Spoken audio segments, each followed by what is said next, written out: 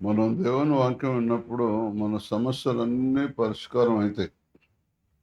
ఎప్పుడంటే విన్న వాక్యాన్ని నేను అనుసరించి నడుస్తాను అని తీర్మానం చేసుకుంటే మాత్రం మీకు ఏ రోగమైనా, ఏ బాధ అయినా, జీవన సంబంధమైన ఏ సమస్య అయినా, శత్రువైనా, విరోధైనా, పగవాడైనా, ఏదైనా సరే మీరు లోబడితే చాలు, అంతే. తప్పకుండా దేవుడు కార్యం చేస్తాడు. లేదుగా నా జీవితంలో అయితే అలా చేశాడు.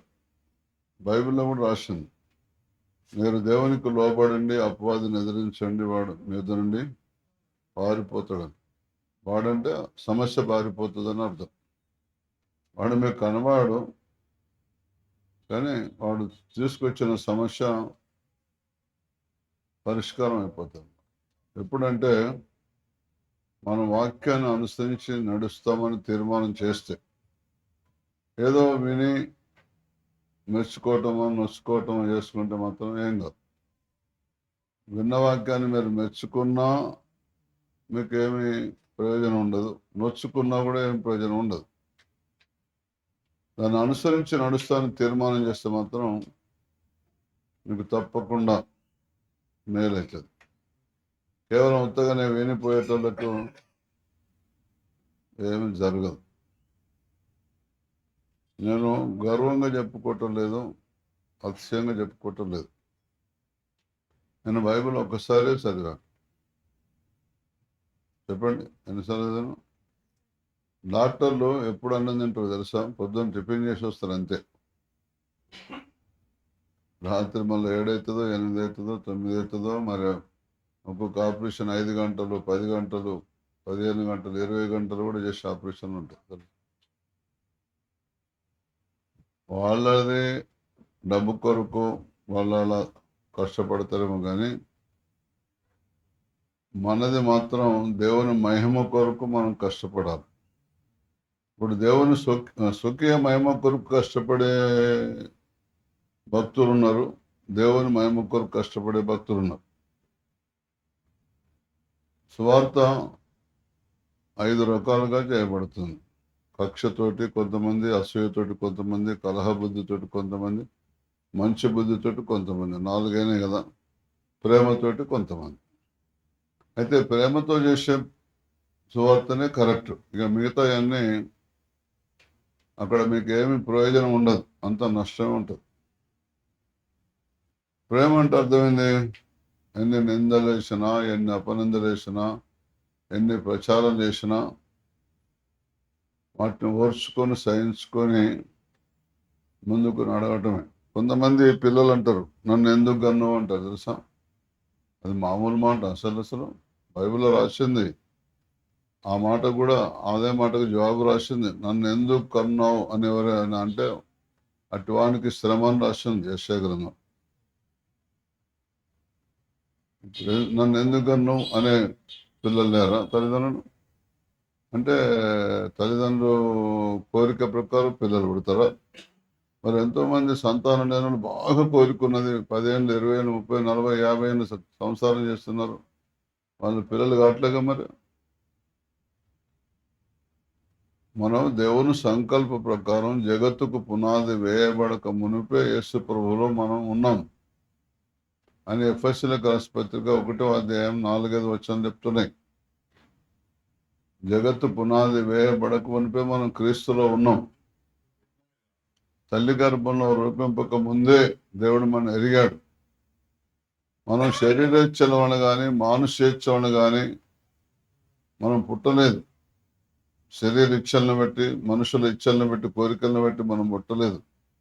దేవుని సంకల్ప ప్రకారం మనం ఎవరి కడుపులో, ఏ కులంలో, ఏ మతంలో, ఏ జాతిలో, ధనవంతులిల్లా, దరిద్రులిల్లా, మధ్యతరగతి వాళ్ళిల్లా, దేవుడు ఆయన సంకల్ప ప్రకారం మనకు జన్మనిచ్చాడు. ఆ తర్వాత అనుకూల సమయంలో మన మొరాలకించి మన రక్షణకు నడిపించాడు. రక్షణ దినమందు మనం ఆదుకున్నాడు. ఎందుకొరకు తెలుసా? ఇవన్నీ ఎందుకు చేశాడు? ఆయన మహిమ కొరకు చేశాడు. చెప్పండి, దేని కొరకు? ఆయన మహిమ కొరకు చేశాడు. ఆయన మహిమ కొరకు ఈ కార్యాలు ఎప్పుడైతే దేవుడు చేశాడో ఆ మహిమ కొరకు ఆయన చేసిన కార్యాలను మనం అంగీకరించాలి. దేవుణ్ణి ఎప్పుడు, ఎందుకు, ఎట్లా, ఏమిటి, ఈ 4 ప్రశ్నలు అసలు వేయకూడదట. చెప్పండి, 4 ప్రశ్నలు. ఎందుకు? నన్ను ఇట్లెందుకు చేసినావు? రూపించిన వానితో నన్ను ఇలాగ ఎందుకు చేశావు అని అనకూడదట. రూపింపబడినది, రూపించిన వానితో నన్ను ఇలా ఎందుకు చేశావు? ఇంతంత చిప్ప చేస్తాడు, ఇంతడు మూతి పెడతాడు. ఇంత పెద్ద కాగు చేస్తాడు, గింతంతా మూతి పెడతాడు. తెలుసా? ఆ కుమ్మరైన దగ్గర పెడతాడు. 2-3 క్వింటాల బియ్యం పడతాయి దాంట్లో, లేదా నీళ్లు పడతాయి, కానీ మూతి గింతంతే పెడతాడు. గింత చిప్ప చేస్తాడు. దానికన్నా పెద్ద మూతి ఉంటుంది. గింతే ఉంటుంది, గింతే పల్లెలాగా ఉంటుంది. రూపింపబడినది, రూపించిన వారితో నన్ను ఇలా ఎందుకు చేశావు? మనం కూడా అంతే. నన్ను ఇట్లా ఎందుకు చేసినావు? నా పనులు సంధి ఎందుకు పెట్టినావు? నా కళ్ళు సింహకళ్ళు ఎందుకు పెట్టినావు? నా మూతి కప్ప మూతి ఎందుకు పెట్టినావు? ఇట్లా అనకూడదు దేవుని. వింటున్నారా అంటే నేనైతే 30 సంవత్సరాలు సేవ చేస్తున్నా. ఎంత అందంగా ఉన్నారో అన్ని కష్టాలు ఉన్నాయి వాళ్ళకి. ఎంత పెద్ద ఉన్నతమైన స్థానంలో, ఎంత పెద్ద కార్లు తిరుగుతున్నా అన్ని కష్టాలు ఉన్నాయి. మళ్ళీ వాళ్ళకి దేవుడు కష్టాలు కూడా ఆదుకోవట్లేదు. తెలుసా? నలిగిపోతున్నారు ఒక్కొక్కరు. లేలుయా. యెహెజ్కేలు గ్రంథం నుంచి 34వ అధ్యాయం 27వ వచనంలో చెప్తుంది, వృక్ష ఫలములిచ్చును,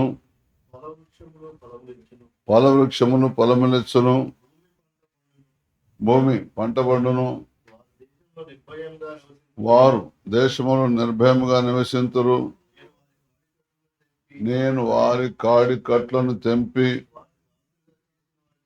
వారిని దాసులుగా చేసిన వారి చేతుల నుండి వారిని విడిపింపగా నేను యెహోవానై ఉన్నానని వారు తెలుసుకుందరు. ఫలములిచ్చును. మనం ఫలవృక్షాలు, కొంతమంది ద్రాక్ష చెట్లు, కొంతమంది అంజూరపు చెట్లు, కొంతమంది ఒలివ చెట్లు, కొంతమంది దానిమ్మ చెట్లు, లేదా కొంతమంది దేవదారు చెట్లు, కొంతమంది గొంజి చెట్లు, కొంతమంది నేరేడు చెట్లు, కొంతమంది కాదు, అందరూ తుమ్మ చెట్లే అనండి. అందరూ అనే మాట, అందరం తుమ్మ చెట్లమే అనండి. పౌలు భక్తుడు అంటాడు, నేను పూర్వము హింసకుడను, దూషకుడను, హానికరుడను, నీతిమంతుడు లేడు, ఒక్కడు లేడంటాడు. అందరం ఇతరులను బాధ పెట్టిన వారమే, ప్రత్యక్షంగాను లేకపోతే పరోక్షంగాను. చెప్పండి, ప్రత్యక్షంగాను లేకపోతే పరోక్షంగాను. పోలీసు వాళ్ళు ప్రత్యక్షంగా బాధ పెడతారు, నాయకులు పరోక్షంగా బాధపెడతారు అనండి. పోలీసు వారు ప్రత్యక్షంగా బాధ పెడతారు, వాళ్ళ డ్యూటీ అదనమాట. నాయకులు పరోక్షంగా బాధ పెట్టేదారు. వాళ్ళు ఏంటో సైగ చేస్తారు, అన్న ఏరా అంటాడు అంతే. మళ్ళీ ఏరా అన్న సంగతి కూడా మళ్ళీ ఎవరికి వినబడదు, అట్లుంటుంది. అయితే ఈ 2 పనులు దేవుడు చేస్తాడు. మనం చెప్పండి, ఈ 2 పనులు యేసు ప్రభువు చేస్తాడు. చదవండి, రోమపత్రిక 8:34. శిక్ష విధించేవాడేవాడు? చదవండి, శిక్ష విధించేవాడేవాడు? మీరంటారు దయ్యం అంటారు, మిమ్మల్ని అడుగుతారు. పోలీసు వాళ్ళు అంటారు, నాయకులు అంటారు, లేకపోతే ఏదేదో అంటారు మిమ్మల్ని అడిగితే. బైబిల్ని అడిగితే శిక్ష విధించేవాడేవాడు అంటే చనిపోయిన క్రీస్తు యేసే. అంతేకాదు, మృతులను లేచిన వాడును, దేవుని కృపార్శన ఉన్నవాడును, మన కొరకు విజ్ఞాపన చేయబడినై ఉన్నాడు. విజ్ఞాపన చేసేది ఆయనే. వింటున్నారా? వినకపోతే మనం ఎంత ప్రార్థన చేసినా మనం చక్కగా కాకపోతే అప్పుడు ఇక కొట్టక ఎలా కొడతాడో తెలుసా? యెషయా గ్రంథం 40:2 నా జనులను ఓదార్చుడే ఓదార్చుడే యెరూషలేముతో ప్రేమగా మాట్లాడు, ఆయన యుద్ధకాలం సమాప్తమై ఉన్న దోషులను తీర్చబడెను. ఆమె చేసిన చదవండి. యెహోవా చేతిలో తాము సమస్త పాపం నిమిత్తం రెండంతలు పొందిన సమాచారం, రెండంతల శిక్ష వేసిండు దేవుడు. మనం చేసింది ఒకవైపే శిక్ష, ఒక సింగిల్ తప్పే చేసిన ఒక డబుల్ శిక్ష వేసిండు. చెప్పండి, సింగిల్ తప్పే చేసాం కానీ డబుల్ శిక్ష వేసిండు అన్నమాట. దేవుడు శిక్ష వేసి సువార్త పెట్టించండి, నవ్వు మళ్లించండి వాళ్ళనే అంటాడు దేవుడు. ఎప్పుడైతే ఆ శిక్ష వేయబడ్డ మనం దేవుని సముఖంలో దేవుని పద్ధతిలో రక్షణలోకి రప్పించబడిన మనం, శిక్షించేది దేవుడే. చెప్పండి, శిక్షించేది తండ్రి, శిక్షింపని కుమారుడు ఎవడు? సామెతలు 3:11. సామెతలు 3:11. నా కుమారుడా, యెహోవా శిక్షను తృణీకరింపవద్దు, ఆయన గద్దింపునకు విసుకవద్దు.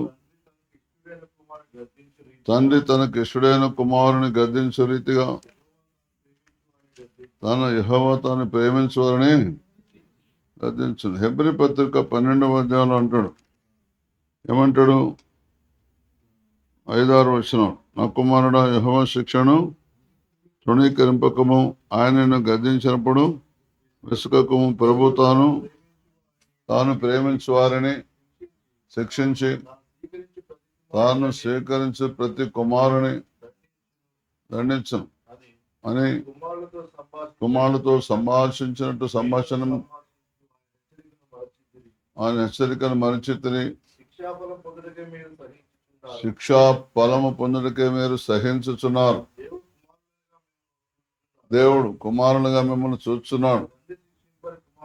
తండ్రి శిక్షింపని కుమారుడు ఎవడంటాడు? కుమారులైన వారందరూ శిక్షలో పాలు పొందుతున్నారు అంటాడు. అట్లా శిక్ష మీ పిల్లల్ని కొట్టరా? ఎందుకు కొడతారు? పగన కొట్టడానికే పుట్టించుకున్నారా? మరి కన్నారా? కాదు కదా. ఒక క్రమంలో నడవనప్పుడు శిక్ష వేస్తాం మనం. అలాగే దేవుడు కూడా మనని కూడా అంతే. ఫల వృక్షములు ఫలించును. యోహాను బాప్తిస్మిచ్చినప్పుడు అంటాడు, ఇదిగో మీరు మారు మనసు తగిన ఫలాలు ఫలించాలి, మీరు ఫలించకపోతే మీకు శిక్ష తప్పదు. గొడ్డలి చెట్టు వేరునే ఉంచబడి ఉన్నది అంటాడు, తెలుసా? కనుక మనం ఫల వృక్షాలు అందరానండి, మనందరము ఫల వృక్షములము. ఫల వృక్షాలలో మనం ఫలవృక్షాలు నెలకు ఫలించే ఫలవృక్షాలు అనండి. మీకు జీతం నెలకు కావాలన్నా సంవత్సరానికి ఒకసారి కావాలన్నా? చెప్తే ఏమవుతుంది? మీకు నెలకి జీతం ఉండాలన్నా సంవత్సరానికి ఒకసారి ఉండాలన్నా? నేనైతే నాకు గవర్నమెంట్ ఉద్యోగం నాకు వద్దు, ప్రైవేట్ ఉద్యోగం అసలే వద్దు. ఆ రెండు చేసి వదిలిపెట్టిన. నాకు దేవుడు దొరికి ఇప్పుడు నాకు నెలకు వాళ్ళకన్నా మొన్నదానిక 15-20 తారీఖు దానిక జీతం రాలే. నాకైతే ఫస్ట్కి ముందే వస్తాయి, అందరికి ఫస్ట్కి వస్తాయి కదా, అవునా?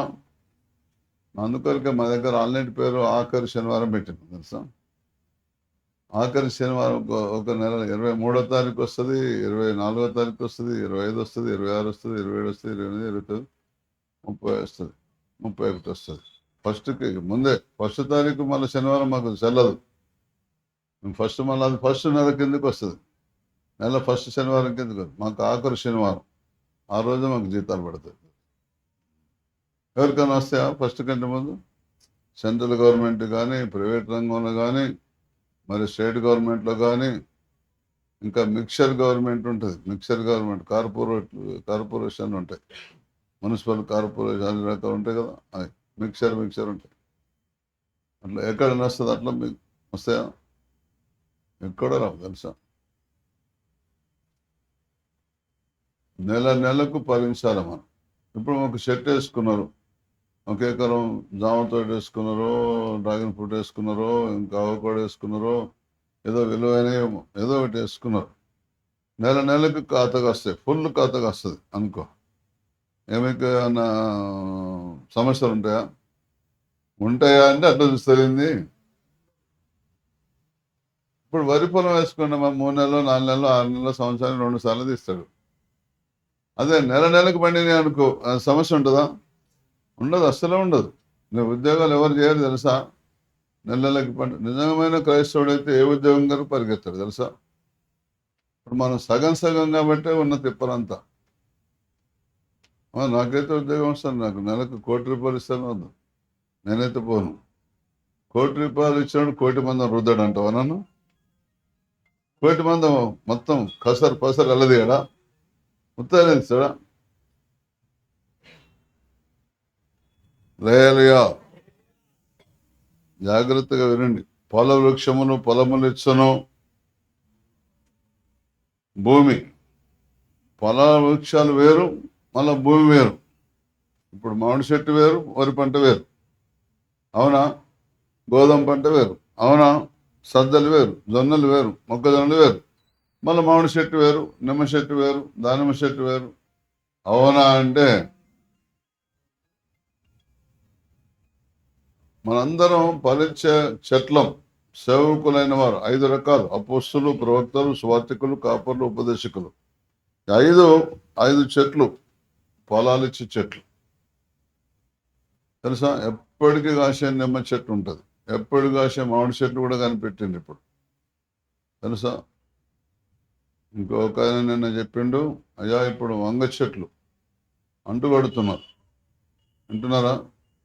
టమాటా చెట్లు అంటుకడుతున్నారు. అంటుకట్టిన చెట్టుకు కాసే కాయలు కానీ, అంటుకట్టే చెట్టుకు కానీ రోగాలు రావు, పంట దిగుబడి బాగా వస్తుంది. ఇప్పుడు అంటు చెట్టు, టమాటా చెట్టు ₹4-5 ఉంటుంది, ₹3-4 ఉంటుంది ఒక చెట్టు. అంటే వింతంతే ఉంటుంది అంటే. మరి ఉత్తగానే మొలిసింది కూడా ఉంటుంది, ₹10-10 ఉంటుంది ఆ చెట్టు.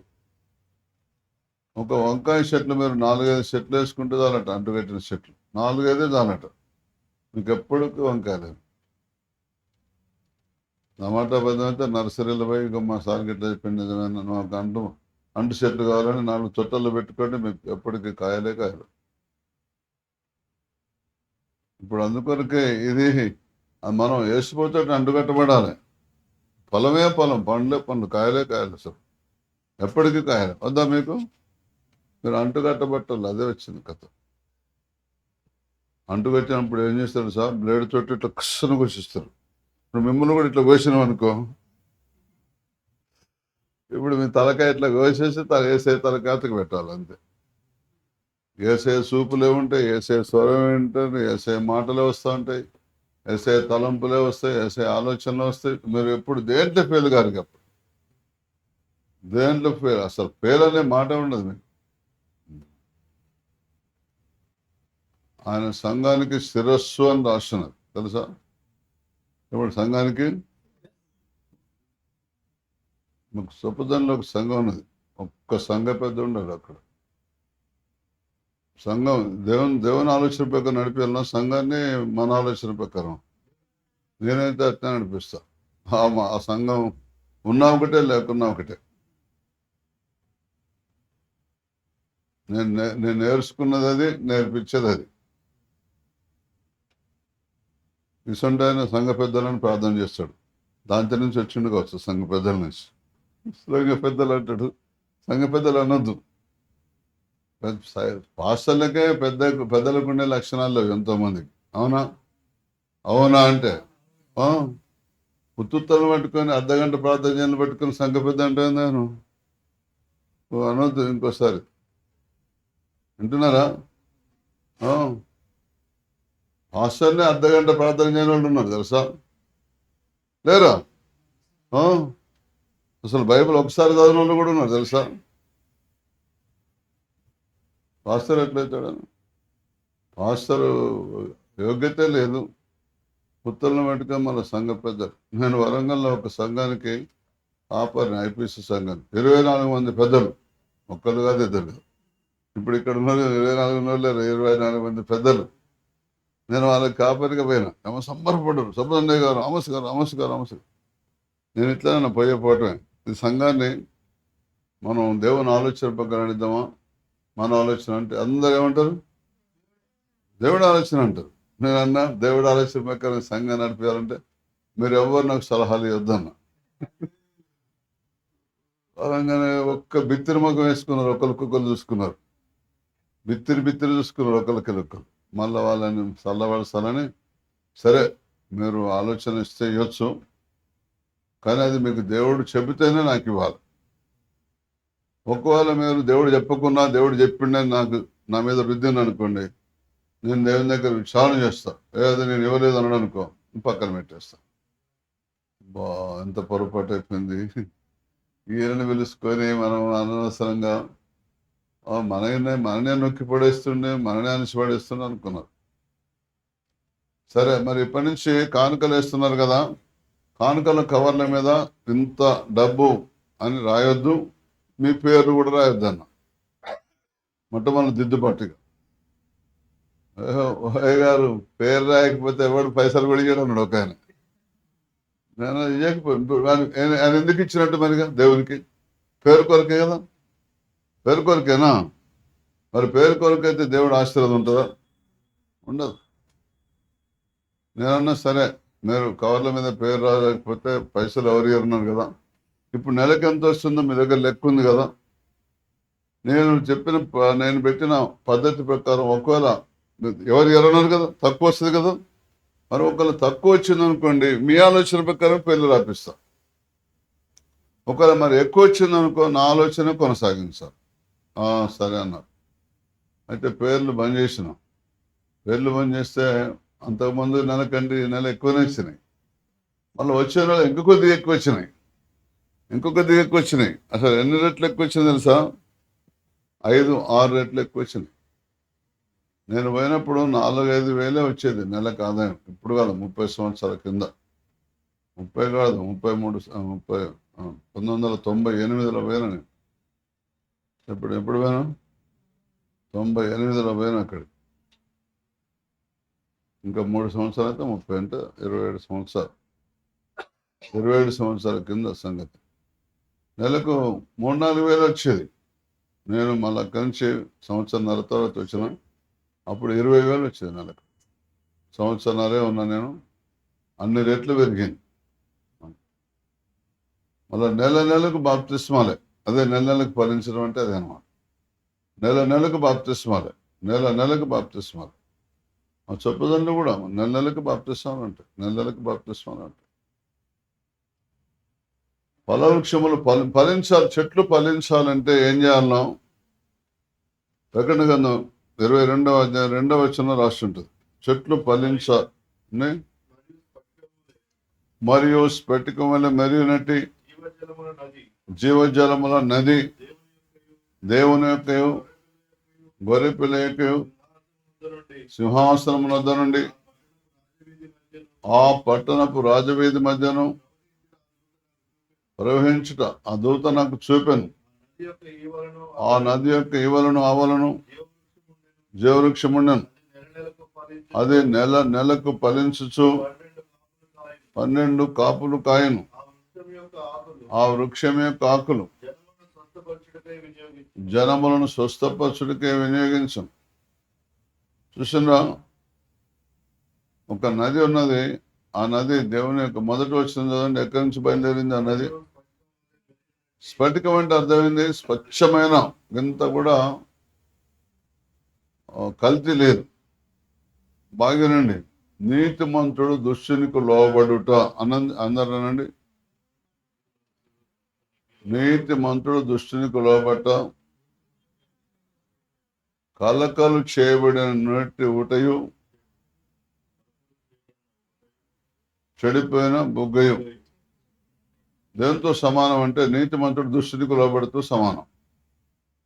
మనం నీతిమంతులం, దుష్టులకు లోబడద్దు. అందుకొరకు మొదటి కీర్తనలోనే మొదటి వచనంలో రాసింది, దుష్టుల ఆలోచన చొప్పున పాపల మార్గంలో అపహాసకులు కూర్చుండే చోటున అని రాస్తున్నది. మనం ఎప్పుడైతే దుష్టుని ఆలోచన ప్రకారం నడుస్తామో ఫలించాం మనం. అందుకొరకే బాప్తిస్మ ఇచ్చే యోహాను భయంకరమైన హెచ్చరిక చేశాడు. వాళ్ళని బాప్తిసం తీసుకున్న వాళ్ళందరినీ ఎంత కఠినంగా మాట్లాడిందంటే సర్ప సంతానమా అన్నాడు. తెలుసా ఒకసారి?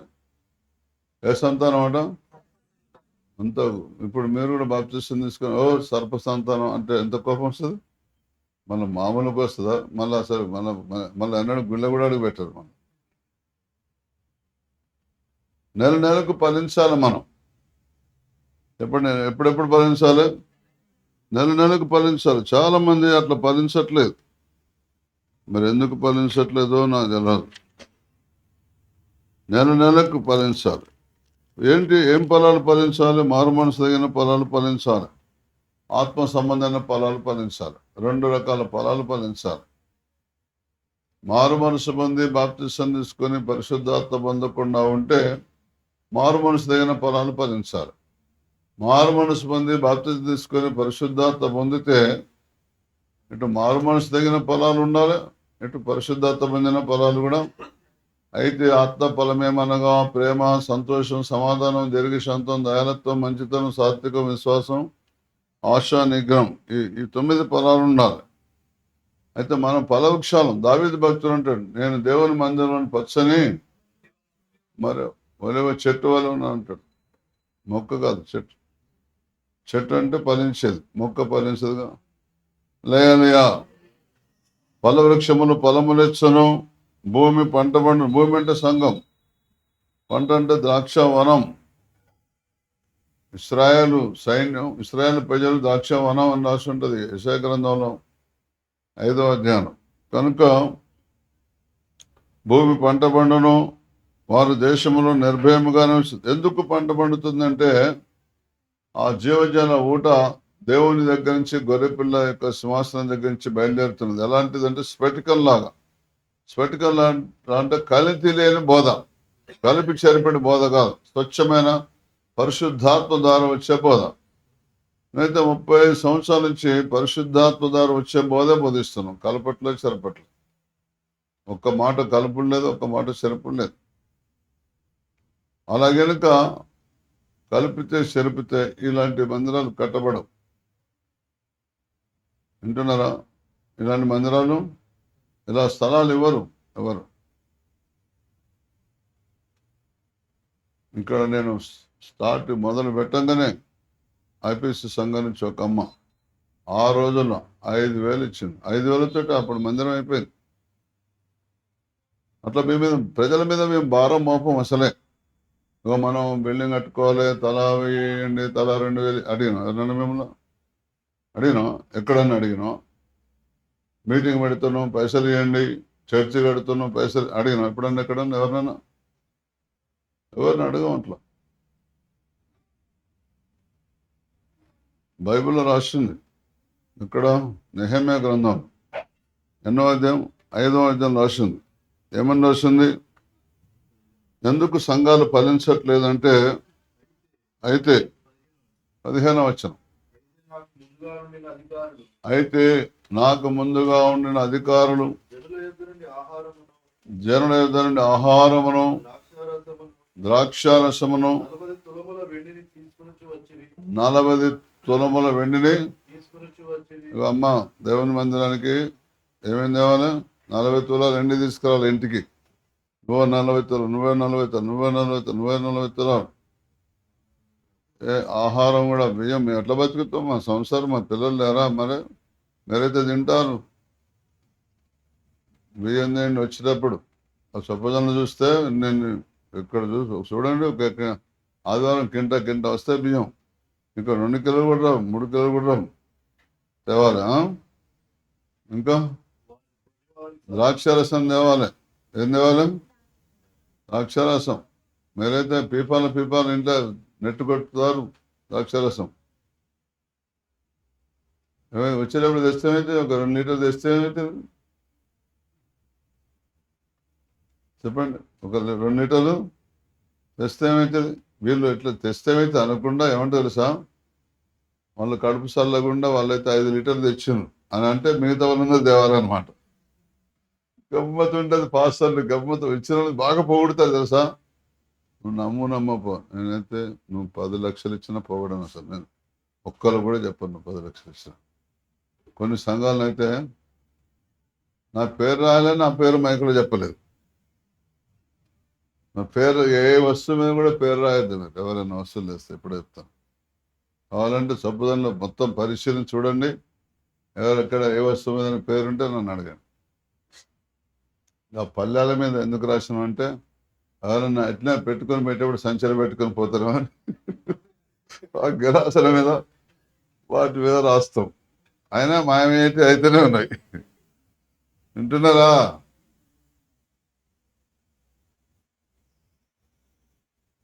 అయ్యగారు వేటి మీద పేరుండదు అన్నాడు. మళ్ళీ అక్కడ ఏముంటుంది? మా చర్చి పేరే ఉంటుంది. ఒకవేళ ఎవరైనా తెలవక ఆయన పేరు కూడా రాస్తే రాయొచ్చు. చెప్పలేదు. ఏ వస్తువు మీద జనరేటర్ కొనిచ్చిండు ఒక ఆయన. వింటున్నారా? ఒకళ్ళు బాత్రూమ్లు కట్టించిన ఒకళ్ళు, సోలార్ సిస్టమ్ పెట్టించిన ఒకళ్ళు. వింటున్నారా అంటే కూడా హల్లెలూయా. ఫలవృక్షములు ఫలములు ఇచ్చినంటే ఇదే ఫలించడం అంటే. వాక్యమే చెప్తాం ఫలించమని, వాళ్ళు ఆటోమేటిక్గా ఫలిస్తూనే ఉంటారు.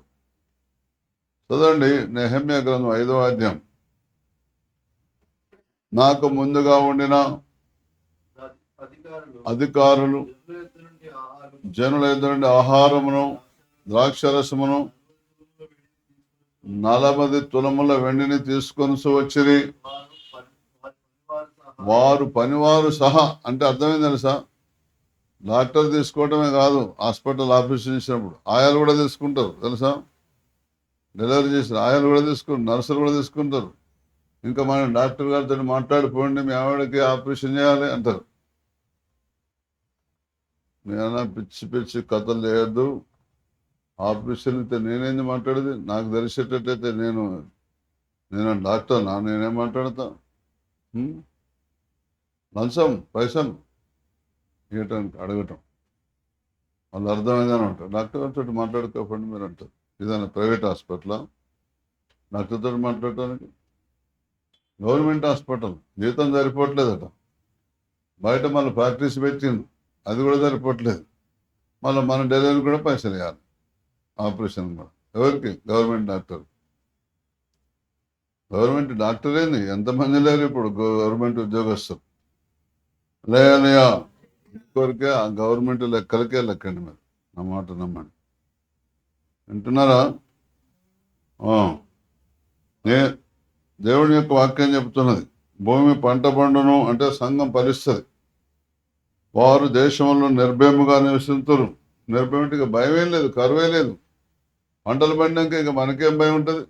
చెట్లకు చెట్లు పండే, భూమికి భూమి పండే. భూమి పంట పండేది, చెట్ల పంట కూడా పండింది. భూమి అంటే సంఘం. చెప్పండి. భూమి అంటే చెట్లు అంటే సేవకులు. సేవకులు ఫలిస్తారు. సంఘం అంటే విశ్వాసులు కూడా ఫలిస్తారు. అంత మాత్రం కాదు, వారు దేశంలో నిర్భయముగా నివసించరు. ఎవ్వరికి ఇక భయం ఉండదు ఫలించినాక. నువ్వు కరెక్ట్ ఫలించినాక దేవుడు నేను ఎందుకు భయపెడతాడో, భయపెట్టి ఆత్మ నీ మీదకి ఎందుకు పంపిస్తాడు, దయ్యాన్ని ఎందుకు పంపిస్తాడు, మంత్రగాన్ని ఎందుకు పంపిస్తాడు, చిక్కులు ఎందుకు వస్తాయి, చికాకులు ఎందుకు వస్తాయి? నువ్వు ఫలించు, నువ్వు నిర్భయంగా ఉంటావు. నువ్వు ఫలించకపోతే నీకే భయం అవుతుంది. అబులు గుబులు దడ ఎందుకు నాకు పొద్దున్న నుంచి దడ తప్పు చేసినట్టే భయం అవుతుంది అనటం లేరా? మరి ఎందుకు? మరి ఫలాలు లేవు. చదవండి ఇర్మియా గ్రంథం 1వ అధ్యాయం 17వ వచనం. ఇర్మియా 1:17. కాబట్టి నీవు నడుము కట్టుకొని నిలవబడి నేను నీకు ఆజ్ఞాపించినదంతయు వారికి ప్రకటన చేయము, భయపడకము. లేదా నేను వారి ఎదుట నీకు దేవుడే భయం పుట్టిస్తాడు. కానీ ఇక్కడ నిర్భయంగా ఉంటాడు. ధైర్యం ఇచ్చేది దేవుడే, భయపెట్టేది కూడా. ఎందుకు? ఫలించే వారికేమో ధైర్యం ఇస్తాడు, ఫలించని వారికేమో భయపెడతాడు. ఫలించని వారికేమో భయపడతాడు. దేవుడే కీడు చేసేది, దేవుడే దరిద్రం కలిసేది, దేవుడే ఐశ్వర్యం కలిసేది దేవుడు, దుఃఖం కలిసేది దేవుడే, నవ్విపించేది కూడా. అనండి అన్నీ చెప్పాలి నా ఊరికే మాట మాటకి. దరిద్రం కలిసేది దేవుడే, ఐశ్వర్యం కలిసేది కూడా, గాయం చేసేది దేవుడే, గాయం మానిపేది కూడా, కింద పడేసేది దేవుడే, మరి లేపేది కూడా. వింటున్నారా? అన్నిటికీ అన్ని వాక్యాలు చూపెట్టమంటే చెప్పాడు. అది మంచిగా నడిచేవాళ్ళకి అట్లా, చెడ్డ నడిచేవాళ్ళు ఇట్లా. వింటున్నారా? అదంతా మన దగ్గరే ఉన్న కథ అంతా. ఇప్పుడు యోనా చూడండి, ఫలించలేదు. ఒకే మూమెంట్ ఒకే, అది ఫలించే మార్గమా? కాదు. మరి శ్రమలు వచ్చినాయా రాలేదా? ఆయనకే కాదు, ఆయన చుట్టూ ఎంతమంది ఉంటే అంతమందికి వచ్చినాయి. మళ్ళా ఆ శ్రమలు, వాళ్ళ శ్రమలు బంద్ అవ్వటం కూడా ఈయన తెలుసు. మళ్ళా నన్ను ఏం లేదు, నన్ను ఎత్తి నడి సముద్రం పడేయండి, నిమ్మలం అయితే సముద్రం అన్నాడు, తెలుసా? మళ్ళీ ఆ సంగతి కూడా ఈయన తెలుసు. మళ్ళా మీరు కనుక మీ ఇళ్ళల్లో ఎవరైనా సేవ చేయకపోతే మీ ఇంట్లో ఉండే కష్టాలు ఎవరి ఇళ్ళలో ఉండవు, మీ తోటి వారి ఇళ్ళలో అస్సలే ఉండవు. మీ ఇంట్లో ఉన్నంత దరిద్రం, మీ ఇంట్లో ఉన్నంత దుఃఖం, మీ ఇంట్లో ఉన్న దుఃఖం, మీ ఇంట్లో ఉన్నంత ఏడుపు, మీ ఇంట్లో ఉన్న చికాకు మన ఎవరి ఇళ్ళలో ఉండదు. అంత అంత కష్టాలు ఉంటాయి. నేను అందుకొరకే నేను దేవుని దగ్గర రాగానే నాకు అర్థమైపోయింది, దేవుడా నువ్వు చెప్పినట్టు కూర్చుంటే నిలబడబట్టి ఇటువమంటే ఇటుపోతా. నాకు మాత్రం కష్టాలు పెట్టద్దు, బాధలు పెట్టద్దు అని అడిగిన. నాకు ఇప్పటివరకు ఒక్క బాధ లేదు, ఒక్క కష్టం లేదు. నువ్వు నమ్ముతానమ్మో నమ్మపోతున్నాము. బీపీ లేదు, షుగర్ లేదు. చెప్పండి, బీపీ లేదు. మనం షుగర్ తక్కువ తాగుతావు కదా. డాక్టర్ అన్నాడు, నీకు షుగర్ వచ్చే ప్రపోజల్స్ ఉన్నాయి కాబట్టి ఇప్పుడు పూర్తిగా దాన్ని అసలు బంద్ చేసేవి, నీకు షుగర్ రాదన్నాడు. బంద్ చేశాడు, షుగర్ రాలేదు. ఒక హాస్పిటల్లో, మా బంధువుల హాస్పిటల్లో పోతే ఆ పిల్లగాడు అన్నాడు, మామే నీకు షుగర్ ఉన్నదన్నాడు. నాకేం షుగర్ ఉన్నది, ఆ ల్యాబ్లో సీసా మారింది, నాది కదా అన్న. ఎవరు సీసాలు నా సీసాలు పెట్టిన్నారు, నాకు షుగర్ లేదు లేదన్నా. నిజంగా కూడా ఇప్పుడు షుగర్ లేదు మాకు, తెలుసా? కావాలంటే రేపు పోదంటే పోదాం, టెస్ట్ చెప్పింది. ఏ షుగర్ లేదు, బ్లడ్ షుగర్ లేదు, యూరిన్ షుగర్ ఏది లేదు. షుగర్ అంటే బాగా కష్టం ఉంటుందట కదా, నిజమేనా? గోస అట కదా, నిజమేనా? అంటే ఎవరికి లేదా చెప్పరాదండి? గోస. నేను ఆయన షుగర్ ఉన్న ఆయన ఒకసారి సేవకు రావయ్యా అన్న, వచ్చాను. నా ఎంబటి ఉంటే మాత్రం ఏమి చికాకు లేదు. వాళ్ళ ఇంటికి పోతే మొత్తం ఫుల్ పంచదార తీసుకొచ్చాడు. నేనేమన్నా అంటేనేమన్నా అట్టే తాగిండు, అట్టే తాగిండు. మళ్ళీ ఎక్కడికి పోయినా అట్టే తాగుడు. ఆయనకి షుగర్ పెరుగులేదేం లేదు, అంతే నార్మల్ ఉన్నాడు. అసలు అన్ని రోగాలు కలిసిందంతా దేవుడే. నువ్వు లోబడు, ఏ రోగాన్ని మీద పనిచేయదు. ఎవరైనా రండి, నా మాట అబద్ధం అయితే రండి. ఒకసారి నేను ఇట్లనే అడవిలో ఇట్లనే ఒక ఊరు ఉంటుంది, అడవి ఆకనిపల్లి ఊరి పేరు అడవి ఆకనిపల్లి. అడవిలో ఉంటుంది అడవి ఆకనిపల్లి. అవలస్ వాళ్ళు చేసిన ఇట్లా అర్ధరాత్రికి మాకు భోజనాలు. నా పక్కన ఉన్న ఆయన భోజనం తింటప్పుడు అన్నం పెట్టిన కూరేస్తాడు. అది ఏం కూర అన్నాడు. పెసరప్పు. నాకు పడదు అన్నది. ఆ రౌండ్ వేసి వచ్చేసింది. మళ్ళీ పచ్చి పులుసు పోసుకుంటూ వచ్చింది. ఏంటిది అన్నాడు. పచ్చి పులుసు. అమ్మ నాకు పడదు. ఈ అర్ధరాత్రి 12ంటికి మరి ఆయనకు ఏం చేయాలి చెప్పు, కూర ఎందుకు పడదా? అయ్యగా నాకు అంటే ఆయాసం వస్తుంది, నాకు అసలు బస్సు. నేను ప్రార్థన చేస్తా, ఏమనుకోకు. ఇప్పుడు పెసరప్పు వేసుకో, పచ్చి పులుసు పోసుకో, తిను. నేను ప్రార్థన చేసినాక కూడా నీకు ఆయాసం వస్తాను కదా, వచ్చిందనుకో ఎప్పటికీ జన్మలు తినకు అని మొత్తానికి ఆయనని సరి చేసి తినిపించిన. ఆయన మళ్ళా కలిసి ఏమన్నా తెలుసా, అయ్యగారు అప్పటి నుంచి నాకు అసలు ఏ రోగం లేదన్నాడు, ఉబ్బసమే లేదన్నాడు, ఆయాసం లేదన్నాడు. వింటున్నారా? దేవుని సేవకుడు అంటే ఏమనుకుంటున్నారు? ఒకసారి శతాధిపతి బిడ్డ చావు సిద్ధమైంది. యేసుపోయి ఎక్కడో ఉంటే శతాధిపతి వరకు వచ్చి, అయ్యా నా బిడ్డ సావు బతుకులో ఇట్లా నన్ను వచ్చి చేయబెడుతున్నారు, నా బిడ్డ బతుకుతాను. ఇంతలో ఒకడు వచ్చి, పాపం బోధకుని బాధ పెట్టకయా, నీ బిడ్డ అయిపోయింది అని. చెప్పండి, నీ బిడ్డ అయిపోయింది, ఇంకెందుకు ఆయన బాధపడితే ఇక ఆయనకు ఇంటి మనం చేయాల్సిన కార్యక్రమం చేద్దాం రా అని పిలుచుకోవడానికి వచ్చాను. యేసుప్రభు ఏమన్నా తెలుసా, భయపడకు, నీ బిడ్డ బతికే ఉన్నది అన్నాడు. ధైర్యం తెచ్చుకోను. ఇంటికి వచ్చాను. ఇంటికి వచ్చేసరికి గోల గోల, అందరు లొల్లి ఓ ఓ ఓ చచ్చిపోయింది గడుస్తారు కదా, సావకముందు ముచ్చట పెడతారు కానీ గమ్మత్తు. సావకముందు ముచ్చట పెడతారు, చచ్చినాక ఇల్లంతా గల్లున ఒక్కసారి లేస్తుంది. యేసుప్రభు వాళ్ళు అందరిని బయటకెళ్ళకి వచ్చాను. 5 శిష్యులు పెట్టుకుని వచ్చి, చిన్నదానా నీతో లెమ్మని చెప్తున్నాను. దెబ్బకి లేచి కూర్చున్నాను. ఏమన్నా, చిన్నదానులతో లెమ్మని చెప్తున్నాను, తలితాకుమే అన్నాడు. మళ్ళీ అది కూడా భాషలు అన్నాడు, అన్ని భాషలు. అరే షబారాబా అన్నాడు అంతే. మీకు కూడా ఎవరికైనా దయాలు పడితే నేను చెప్పినట్టు ఈ షోలోకలు ఆ షోలోకలు ఒక 10-15 నిమిషాలు భాషలు మాట్లాడండి. ఆమెకు రోగం పోకపోతే, దయ్యం పోకపోతే నన్ను అడగండి. రోగం కూడా మాయమవుతుంది. రోగానికేమో వాక్యానికి లోబడతా అని చెప్పి, వాక్య ప్రకారం ఉంటా అని చెప్పండి, రోగం కూడా మాయమవుతుంది. ఫలాలు ఫలించాలండి. ఎవరికి ఏ ఫలం కావాలో, ఎవరికి ప్రేమ అనే ఫలం, ఎవరికి సంతోషం అనే ఫలం, ఎవరికి సమాధానం అనే ఫలం, ఎవరికి దీర్ఘశాంతం అనే ఫలం, ఎవరికి దయాలత్వం అనే ఫలం, ఎవరికి మంచితనం అనే ఫలం, ఎవరికి విశ్వాసం అనే ఫలం, ఎవరికి ఆశానిగ్రహం అనే ఫలం, ఇవన్నీ మనం వాళ్ళకి ఫలించాలి. వాళ్ళకు ప్రేమ లేదు, ఎవరు ప్రేమించరు వాళ్ళని. మనం ప్రేమించాలి, ప్రేమ అనే ఫలం చూపించాలి. అట్లా ఆత్మ ఫలాలన్నీ, మారుమనసు తగిన ఫలాలన్నీ మనం ఫలించాలి. ఎప్పుడైతే ఫలవృక్షములు ఫలిస్తాయో, భూమి పంట పండుతుందో, వారు దేశమును నిర్భయముగా నివసిస్తారు. ఇక మీకు ఏ భయం ఉండదు.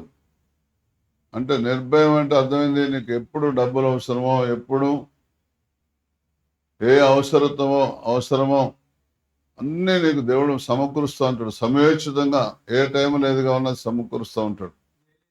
అప్పుడు నీకు ఇంకా భయం ఎందుకు ఉంటుంది? పెళ్ళి ఎట్లనో, చదువులు ఎట్లనో అని ఎందుకు ఉంటుంది? చుట్టాలు ఇచ్చిన పైసలు, మటన్ ఎట్లనో, చికెన్ ఉంటాయి. అసలు ఏముండదు. పెళ్లి పెట్టుకున్నారు, ఒక్క చీర లేదు, చీరకు పైసలు ఎట్లనో, ఎట్లుండవు, ఏముండవు.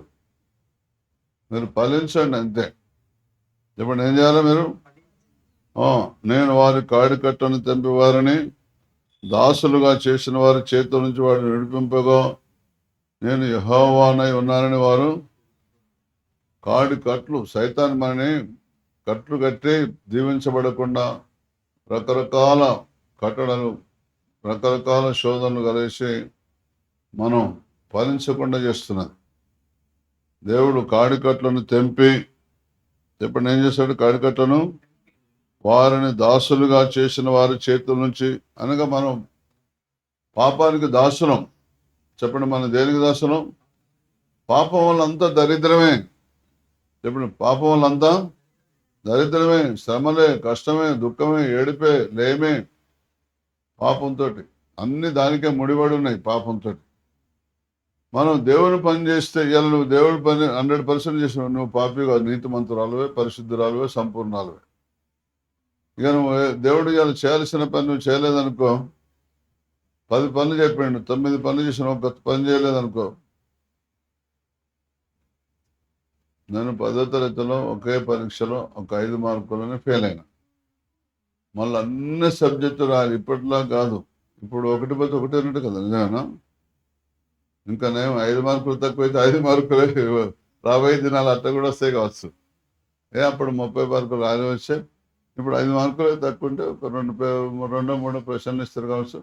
అయితే దాంట్లో 10 మార్కులు వస్తాయి, అట్లుంటుంది. అట్లా కూడా చేస్తారు కావచ్చు రాబోయే రోజుల్లో.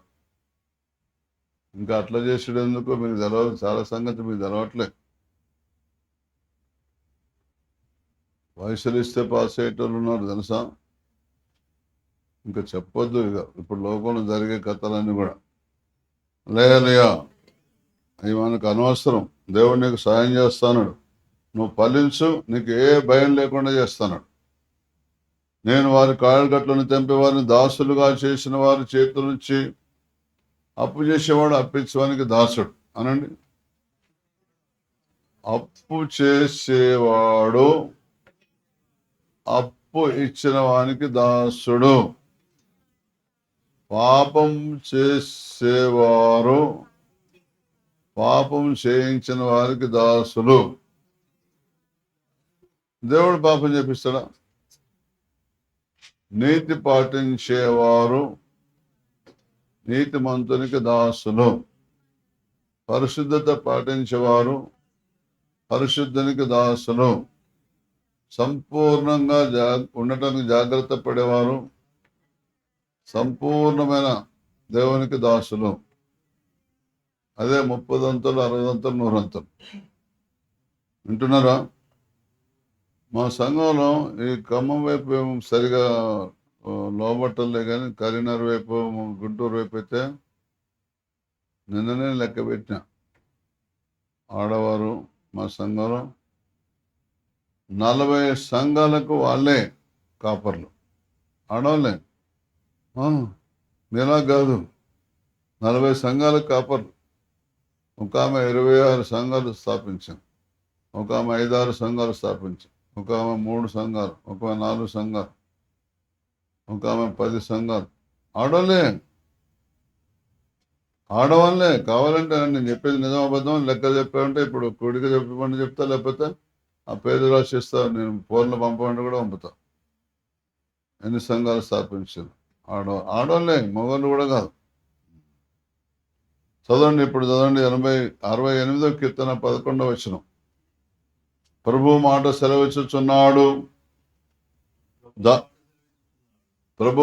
సెలవిచ్చుచున్నాడు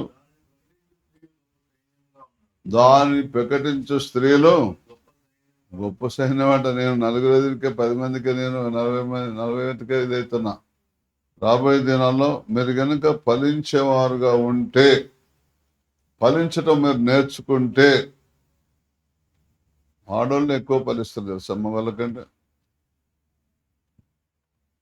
వింటున్నారా? ఇప్పుడు మొట్టమొదటి యేసు పని గురించి అసలు సువార్త చేసింది మిషనరీ ఎవరంటే సమరయ స్త్రీనే.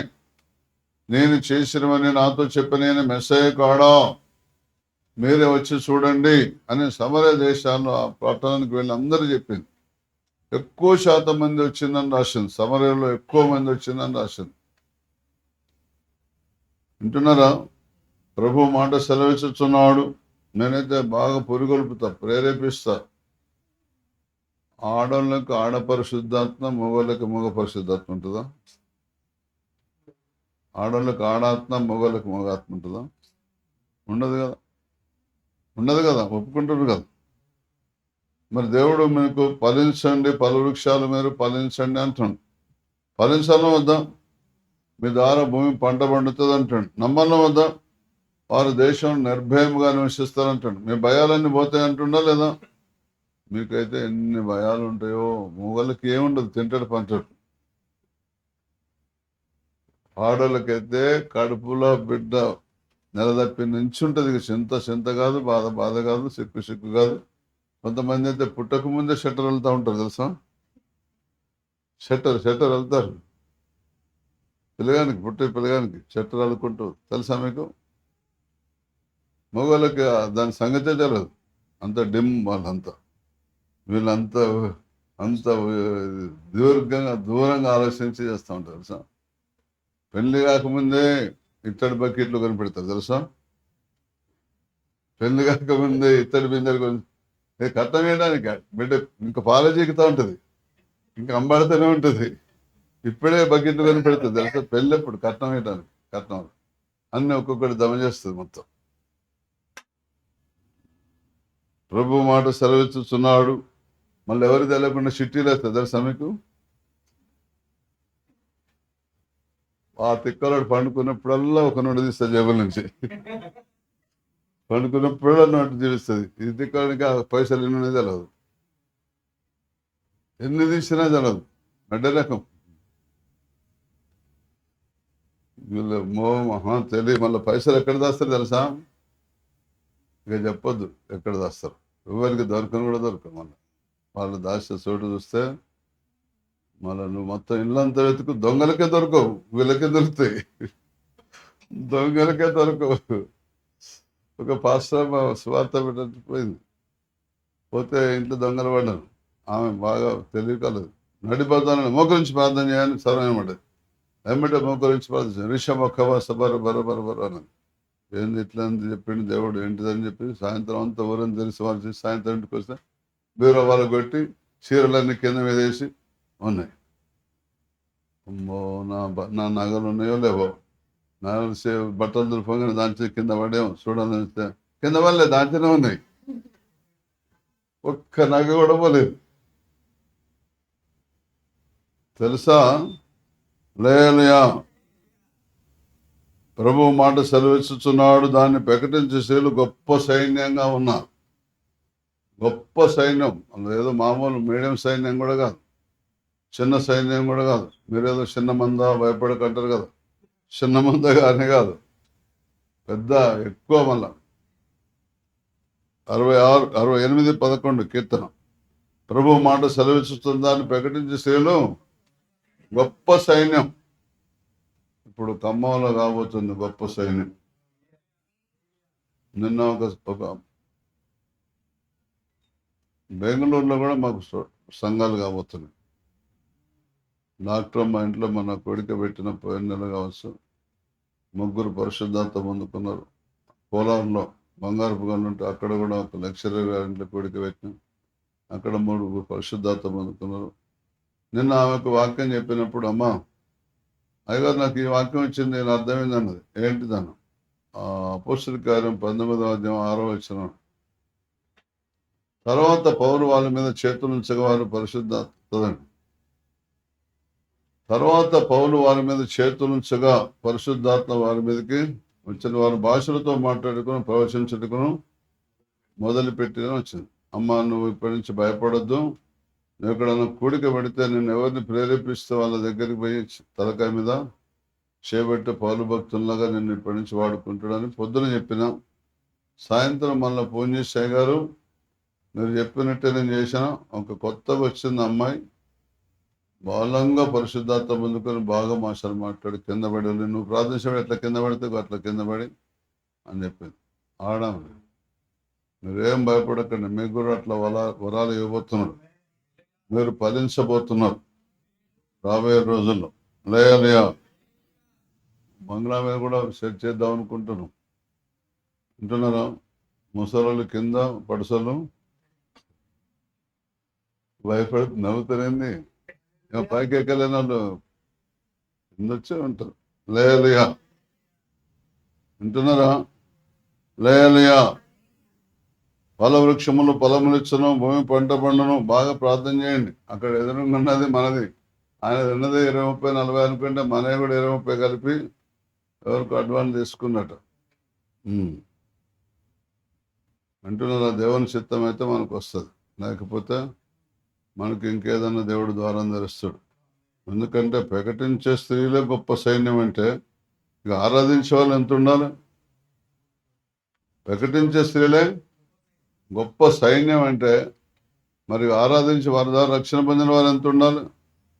లేయలియా, వింటున్నారా? దేవుని స్తోత్రం. లేయలియా, మా ద్వారా ఆడవాళ్ళ ద్వారా కట్టబడ్డ సంఘాలే ఇప్పుడున్న మా సంస్థలో 40 సంఘాలు ఉన్నాయి. 40 సంఘాలు. మీరు ఒక్కటన్నా 2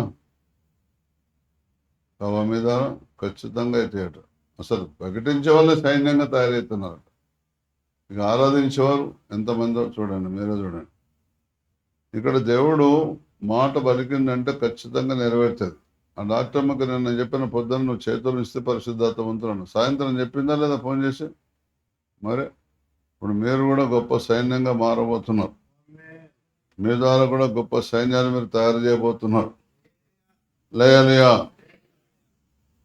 యెషయా గ్రంథం 56:4 చెప్తుంది, నేను నియమించిన విశ్రాంతి దినమును ఆచరించుచు నాకు ఇష్టమైన వాటిని కోరుకొనుచు నా నిబంధనను ఆధారం చేసుకొనుచున్న షండులను గురించి యెహోవా ఇలాగ సెలవిస్తున్నాడు, నా ఇంటను నా ప్రాకారంలోను ఒక భాగం వారికి ఇచ్చేదను. కొడుకులు కూతురు అనిపించుట కంటే శ్రేష్టమైన పేరు వారికి పెట్టుచున్నాను. కొట్టివేయబడిన నిత్యమైన పేరు వారికి పెట్టుచున్నాను. విశ్రాంతి దినమును అపవిత్రపరచకుండా ఆచరించుచు నా నిబంధన ఆధారం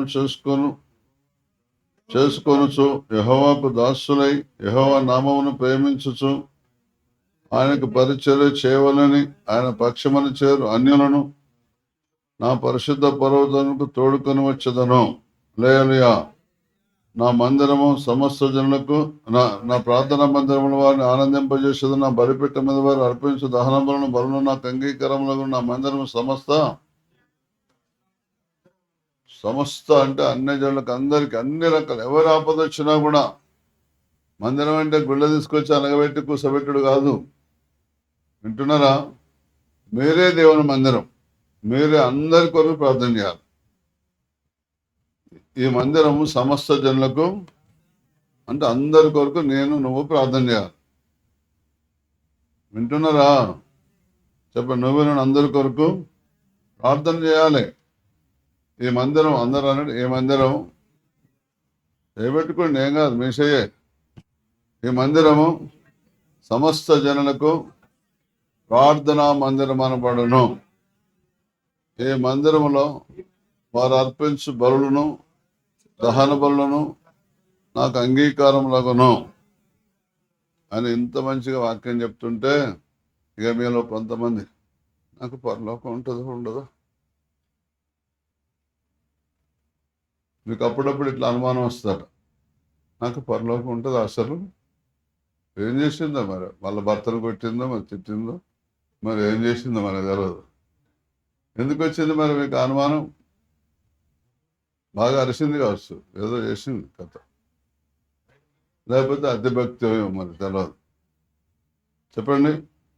నేను నియమించిన విశ్రాంతి దినమును ఆచరించచ్చు, నాకు ఇష్టమైన వాటిని కోరుకొనుచు నా నిబంధన ఆధారము చేసుకొనుచున్న షండను గురించి యెహోవా ఇలాగూ సెలవిచ్చిన నా ఇంటను నా ప్రాకారంలో ఒక భాగమైన వారికి ఇచ్చేదను. కొడుకులు కూతురు అనిపించుకుంటూ కంటే శ్రేష్టమైన పేరు వారికి పెట్టుచున్నాను. కొట్టివేయబడి నిత్యమైన పేరు వారికి. చూసిన దేవుడు మీకు మామూలుగా లేదు, మీ పట్ల దేవుని ప్రణాళిక. హల్లెలూయా. వింటున్నారా?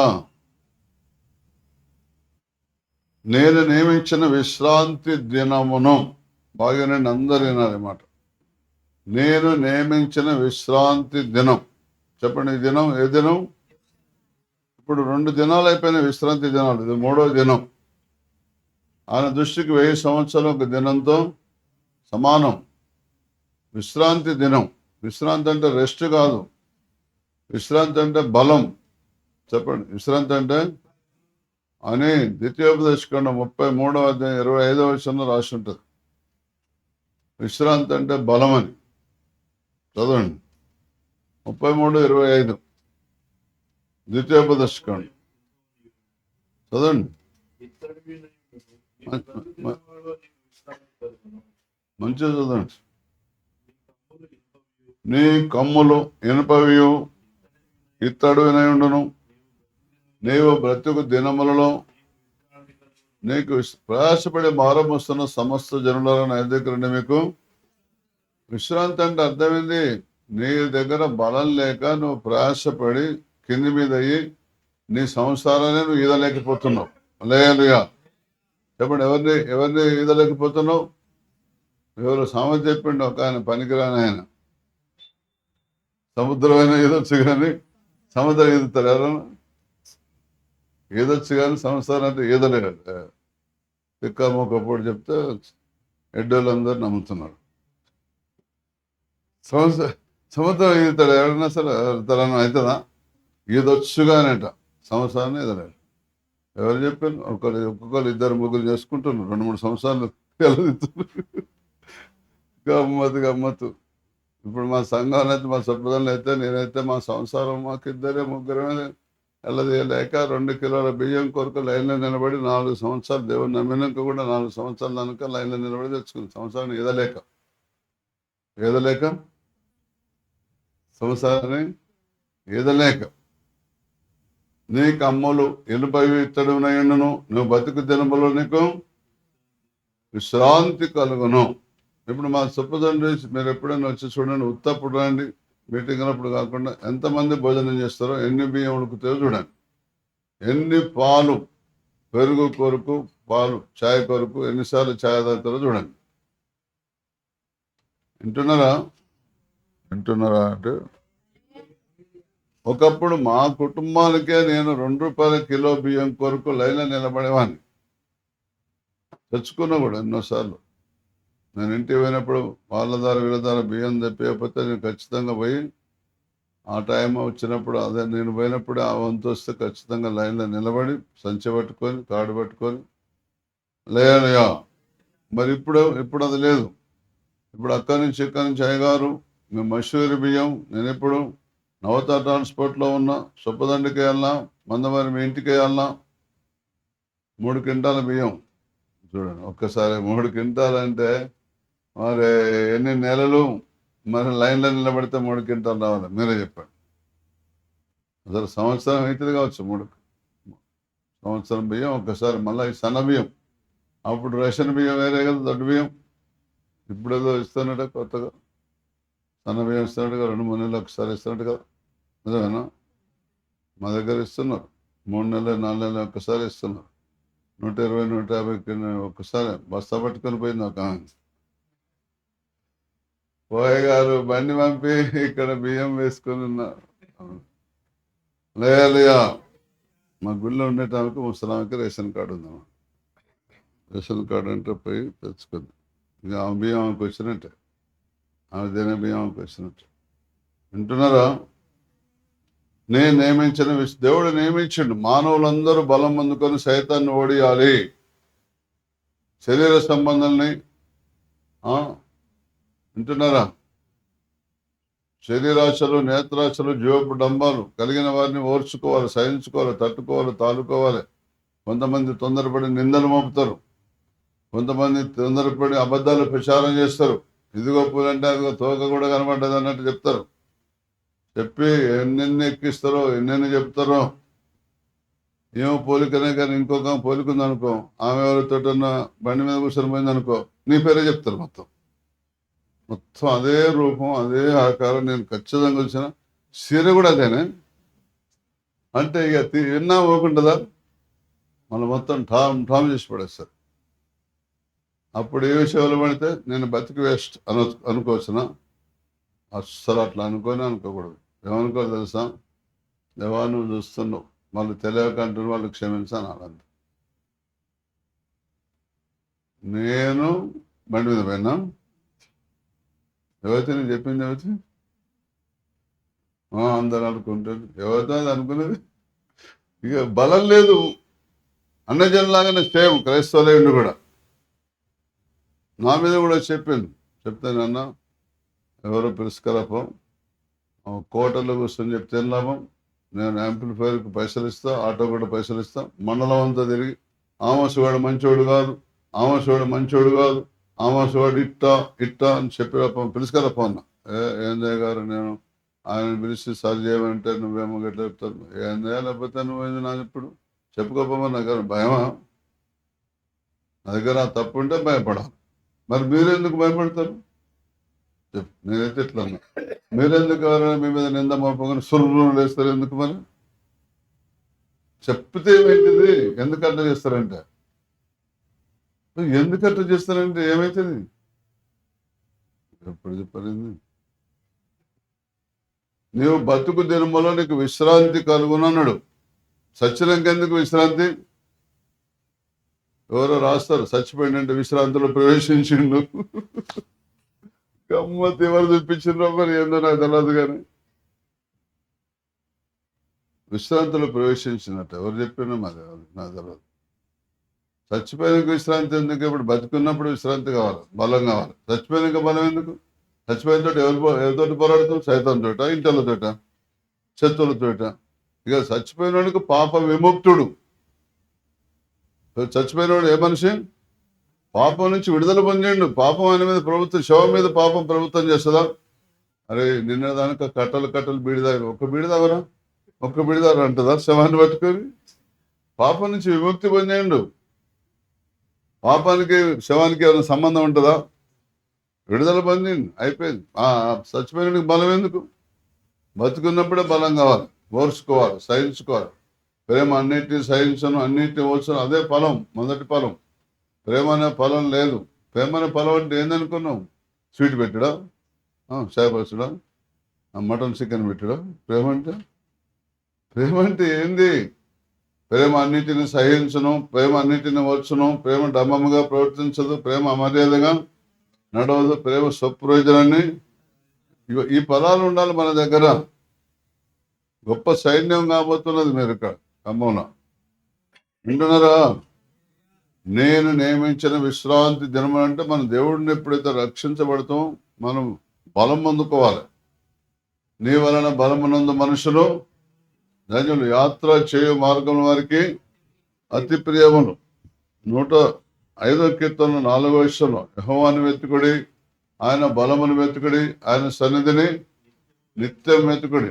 మొట్టమొదలేమో 84వ కీర్తన 5వ వచనం, యెహోవాను నీ వలన బలమునందు మనుషులు ధన్యులు, యాత్ర చేయ మార్గంలో వారికి. రోమపత్రిక 15వ అధ్యాయం 1వ వచనం, కాగా బలవంతులమైన మనల్ని మనమే సంతోషపరచుకొనక బలహీనుల దౌర్బల్యమును భరించుటకు బద్దులమై ఉన్నాము. బలం పొందుకోవాలి. బలం అంటే కొట్టే బలం, తిట్టే బలం, డబ్బు బలం కాదు. బలం అంటే ఓర్చుకోవటం. చెప్పండి, బలహీనుల దౌర్బల్యాలని భరించడం, ఓర్చుకోవడం, తట్టుకోవడం, తాలుకోవటం, అది ప్రేమ ఫలాలు. ఫలించాలి. ఇప్పటి నుంచి మీరు ఫల వృక్షములు ఫలించును, భూమి పంట పండును, వారి దేశంలో నిర్భయముగా. నువ్వు బలమున్నదనుకోండి, యెహోవా తన ప్రజలకు బలమును అనుగ్రహించును, యెహోవా తన ప్రజలకు సమాధానం కలిసి వారిని ఆశీర్వదించును. 29వ కీర్తన 11వ వచనం, యెహోవా తన ప్రజలకు బలమును అనుగ్రహించును, యెహోవా తన ప్రజలకు సమాధానం కలిసి వారిని. ఆయన ప్రజలను బలం పొందుకోవాలి. బలం పొందుకుంటే మీ వాడకట్టోళ్ళు, మీ చుట్టాలందరూ ఆశ్చర్యపోవాలి. అబ్బో ఇంతకుముందు అది ఒక్క మాట అంటేనే గంట సేపు తిట్టేది, ఇప్పుడు ఎన్నన్నా ఒక్క మాట మాట్లాడటం, అది బలం. దాన్ని బలం అంటారు. మాటకు మాట అనటం బలం కాదు, మాటను ఓర్చుకోవటం బలం. అట్లా ఉండండి. మీ ద్వారా గొప్ప సైన్యం బయలుదేరబోతుంది. ఆయన ప్రకటించే స్త్రీలే గొప్ప సైన్యం అంటే ఇక ఆయన విశ్వాసులంతా సైన్యం తయారవుతుంది. మామూలు ఉండదు. మీరు బలంగా సైన్యం అంటే అర్థమైంది తెలుసా? దేవుడు మీ ద్వారా బలమైన కార్యాలు చేయబోతున్నాడు. దేవుని పట్టణమా, మనుషులు నేను గురించి మిక్కిలి గొప్ప సంగతులు చెప్పుకోబోతున్నారు. నువ్వు గొప్ప గొప్ప కార్యాలు నీ ద్వారా జరిగితే నీ గురించి గొప్ప గొప్ప చెప్పుకోబోతున్నావు. ఆ ప్రాంతంలో అట్టే చెప్పుకుంటారు, గొప్ప చెప్పుకుంటారు. కొంతమంది ఆమెను షికారు చేయాలని ఒక ఆదివారం వచ్చిందట. ఎవరికి ప్రార్థన ఆమె టప పడిపోతున్నట్టు. వాళ్ళు ఇదేందరూ కథ, మనం ఇంట్లో పోదు, ఈ గుండె ఏమన్నది వెనక్కి వెళ్ళిపోయింది తెలుసా. లేయా అట్లా ఈ ప్రాంతాల్లో మీ ద్వారా జరగబోతుంది. నేను నియమించిన విశ్రాంతి దినమును ఆచరించచ్చు, నాకు ఇష్టమైన వాటిని కోరుకోవచ్చు. మన దేవుని నమ్ముకున్న తర్వాత బాగినండి. మీకు ఇష్టమైనది ఎప్పుడు కోరుకోవద్దు. మీకు ఇష్టమైనది కోరుకుంటే మీరు పప్పులు కాలేసినట్టే. చదవండి యోహాను రాసిన మొదటి పత్రిక 3వ అధ్యాయం 22వ వచనం. మనం ఆయన ఆజ్ఞలు గైకొనొచ్చు మరియు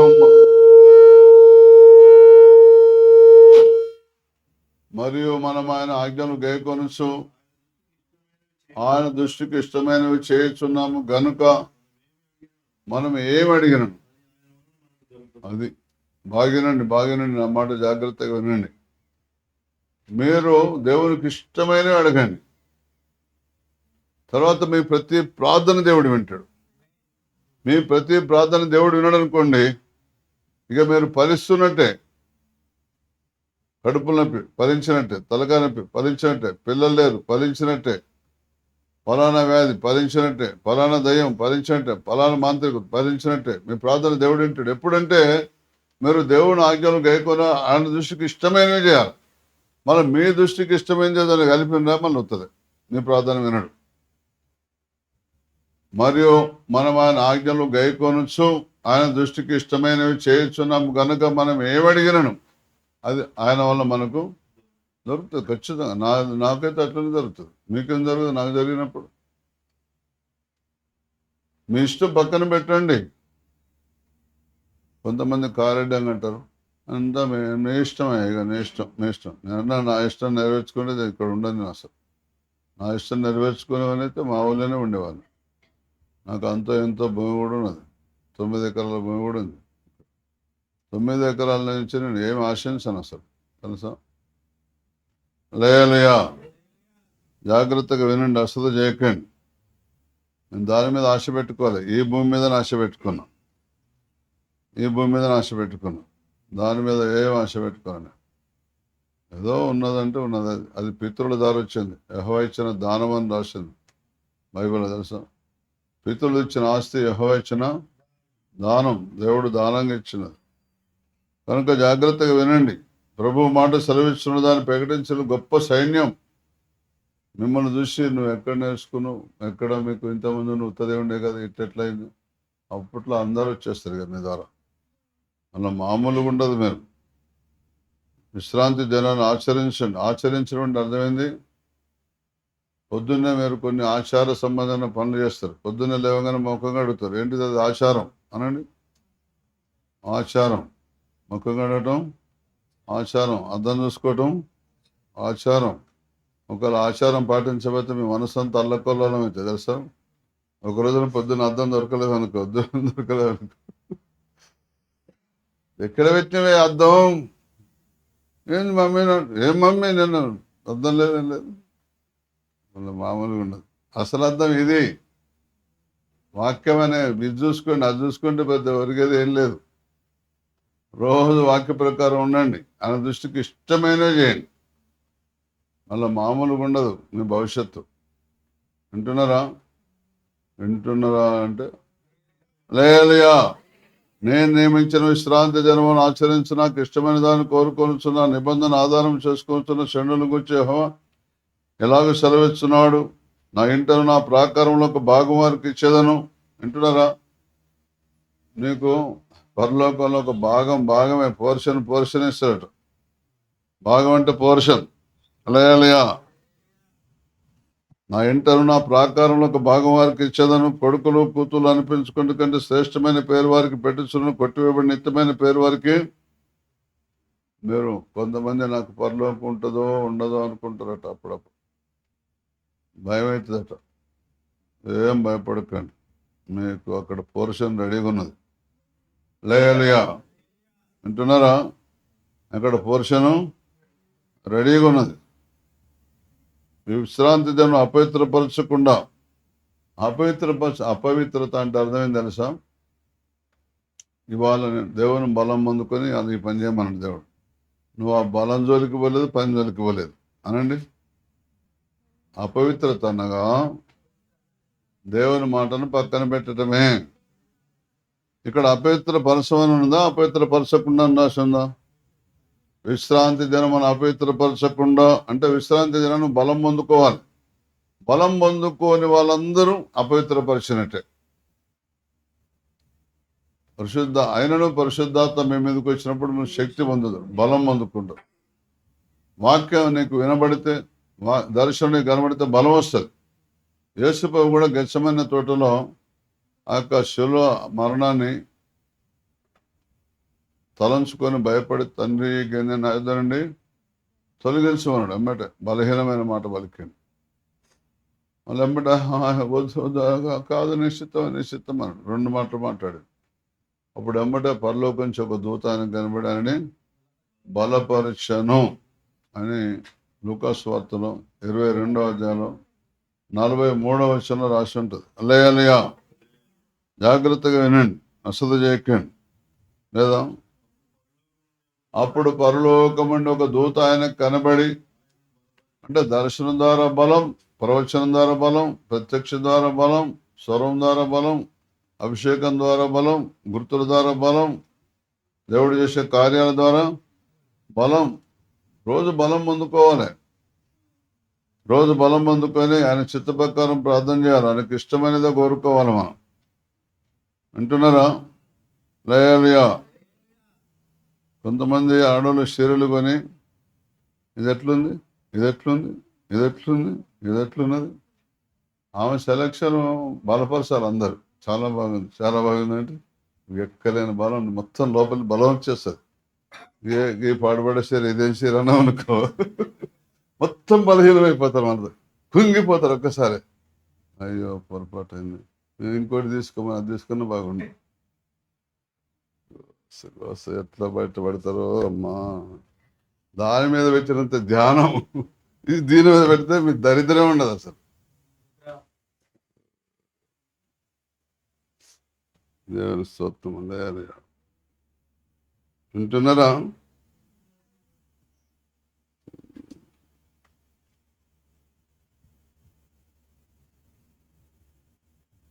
నా ప్రార్థన మందిరముల వారిని ఆనందింపజేసేదను. నువ్వు బలం పొందుకో, మళ్ళీ మామూలు ఆనందం ఉండదు. స్వస్థత అయిన వాళ్ళకి ఉంటుందో ఉండదో కానీ అసలు మనకు ఉంటుంది ఆనందం. వింటున్నారా? వాళ్ళకు ఉంటుందో ఉండదో, మన ద్వారా జరిగిన బలమైన కార్యానికి మనకు సంతోషం ఉంటుంది. ఆ ఆపరేషన్ సక్సెస్ అయితే ఆ పేషెంట్కి ఉంటుందో ఉండదో, డాక్టర్కి ఉన్నంత సంతోషం తెలుసా? లయలుయా. నా బలిపీఠం మీద వారు అర్పించు దహన బలులను నాకు అంగీకారములగును. నా మందిరము సమస్త జనులకు మీరు అందరికీ ప్రార్థన చేసుకుంటూ పండి. నా మాటనండి. మళ్ళీ వాళ్ళు అనాలి, అక్క నన్ను ప్రార్థన చేసిన అప్పటి నుంచి నాకు మంచిగా అనిపించింది. 10 మంది అన్నారు అనుకో, నీకు బలం వస్తుందా బలహీనత వస్తుందా? మామూలుగా రాదు. మళ్ళీ తెలుసా బలం. ఆయన షేర్ తెచ్చినప్పుడు కూడా అంత బలం ఉండదు, అంత బలం వస్తుంది. అబద్ధం కాదు. నీ ఇష్ట వస్తువులు ఏది కూడా దాంతో సమానమైంది కాదు అసలు. లేయా. అపోస్తలుల కార్యం 6వ అధ్యాయం 9వ వచనం. అప్పుడు చదవండి. అప్పుడు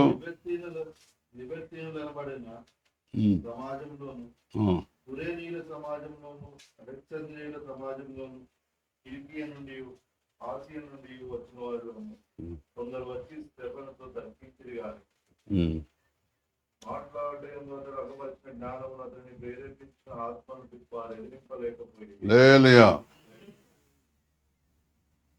చూసండి, మొన్న పగడాల ప్రవీణ్ గారిని అన్నట్టే ఉంది ఇక్కడ స్టెఫెన్ సంగతి.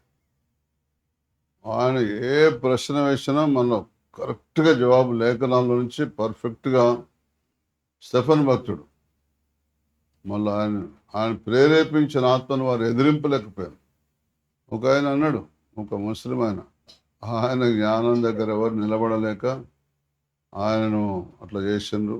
వేరే ఏం లేదు, ఆయనతోటి మనం గెలవలేం అని చెప్పి అట్లా చేసిండు. కానీ ఇక అయిపోయింది అని ఒక ముస్లిం అతను చెప్పిండు. ఆయనతోటి ఎవరు గెలవలేరు, అంత జ్ఞానం, అన్ని రకాల పుస్తకాలు చదివి చాలా జ్ఞానం సంపాదించిండు. ఆయన ఎంతో స్మూత్గా చెప్తాడు. మళ్ళీ ఒప్పుకోవాల్సిందే అట్లా చెప్తాడు. అబ్బోయని గెలవలేము మనం అని చెప్పి వాళ్ళు ఏదో చేసిండ్రు. లయలుయా. అప్పుడు లిబర్టీలు అనబడిన సమాజంలోను, కొరేనియల సమాజంలోను, అలెగ్జాంద్రియా సమాజంలోను, అంటే వారి సమాజాలకు వారి రూల్స్, రెగ్యులేషన్స్, వారి ఆచారాలు, వారి పద్ధతులు ఉన్నాయి. కిలికియా నుండి, ఆసియా నుండి వచ్చిన వారిలోను కొందరు వచ్చి స్టెఫెనుతో తర్కించరు. కానీ చూసాను, ఈయన కూడా అట్లనే ఏ మతం ఆ మతం నుంచి వచ్చి తర్కించరు. కానీ మాటలాడుటయందు అతడు అగపరిచిన జ్ఞానమును, అతన్ని ప్రేరేపించిన ఆత్మను వారు ఎదిరింపలేకపోయాను. ఈయనతోటి మనం గెలవటం కష్టం అని చెప్పిండు ఒక పెద్ద ఆయన. లేయలుయా. ఇదంతా ఇప్పుడు ఆయన ఎన్నో వస్తున్నాయి కదా. ఏదో 1-2 మన క్రైస్తవ మార్గంలో 1-2 కొద్దిగా నేను గ్రహించిన 1-2 పలుసగా 100కి 99లో 1-2 కొద్దిగా అన్ని కరెక్ట్ అన్నమాట. లేయలుయా. వింటున్నారా? 99లో 1, 2 కొద్దిగా అటు ఇటు కానీ మొత్తం అన్ని అన్ని అన్ని కరెక్ట్గానే. ఇక వాళ్ళు అప్పుడు ఏం తర్కిచ్చిందో ఆయనకు జవాబు ఇచ్చేసిండు అన్నమాట. టక టక మాటలాడుట అతడు అగుపరిచిన జ్ఞానమును వారు ఎదిరింపలేకపోయాను. వాళ్ళకే కాదు, ఇప్పుడు ఖమ్మంలో ఇప్పుడు ఈ గొప్ప సైన్య సమూహం ఆడవాళ్ళు ఉన్నారు కదా, కొంతమంది అంటారు ఆడవాళ్ళగా మనం గెలవలేమంటారు కదా సమకు. వాళ్ళు సైలెంట్గా ఉంటారు. వాళ్ళు కనుక నోరిప్పినంటే కథమే మళ్ళీ ఉండి ఉండి ఉండి ఉండి ఒక్కసారి ఆడసింహం మీద పడతారు. అసలు ఆ మగసింహం కూడా షికారు చేయలేదు. అట్లా అందుకొరకే మా దగ్గర ఇప్పుడు ఆడవాళ్ళతో 40 సంఘాలు. ఇప్పుడు అదే విషయం ఇప్పుడు ఖమ్మం వైపు కూడా వస్తుంది. ఎటెన్ అయితే ఉన్నది రాదు, అబద్ధం కాదు. మీరు పోండి అంతే, మళ్ళీ మామూలు కాదు. నువ్వు పోగానే ఇంట్లో పడి పోగానే కింద పడి వర్లాలి. వాళ్ళు మీరు అడుగు పెట్టంగానే కింద పడి వర్లాలి. అడుగు పెట్టంగానే పానవాళ్ళకి కావాలి. అడుగు పెట్టంగానే వాళ్ళ ఆలోచనలన్నీ తికమకైపోవాలి. నేను పట్టపగలు ఒక ఇల్లు దర్శిద్దామని ఊరికిపోయాను. పద్మశాల ఆమె రాట్నం వడుకుంటూ కండలు చేసుకుంటున్నది. పొద్దున్న నుంచి ఆ దర్వాజలో కూర్చున్నది. నేను అట్లా వస్తున్నా. ఆ సందులో ఉంటుంది వాళ్ళ ఇల్లు. ఆ సందు దర్వాజలో కూర్చొని ఇక మరి ఆయనేమో నేసేట ఆయనే. మరి కండలు లేకపోతే పని జరగదు. కండలు అంటే ఇటు అటు ఉరుకుతుంది చూడు, ఒకటి ఇట్లా రంగా అటు ఉరుకుతుంది, ఇట్లా రంగా ఇటు ఉరుకొస్తుంది చూడు, దాన్ని కండి అంటారు. ఆ కండలు చుట్టాలి, వీళ్ళు చుడితేనే పని చేస్తాయి, లేకపోతే పని చేయరు. పని బంద్. ఇట్లా అడ్డంగా దారం అనమాట. ఆ పాప ఉడుక్కుంటూ వస్తున్నది. పొద్దున్న నుంచి తలంతా పగలు కొడుతుందట, ఏ గోలి పని చేయట్లేదట. నేను అక్కడి నుంచి ఒక్కసారి అటు చూసిందిగా, అటు చూడంగానే నేను అంత దూరం కనబడేసరికి మళ్ళీ నేను దగ్గరికి రానే వచ్చాను. ఒక్కసారి ఏమన్నా తెలుసా, అరే ఏమైంది, నా పొద్దు నుంచి నా తలకాయ నొప్పి మాయమైపోయిందట. నన్ను చూడగానే తలకాయ నొప్పి మాయమైపోయిందట.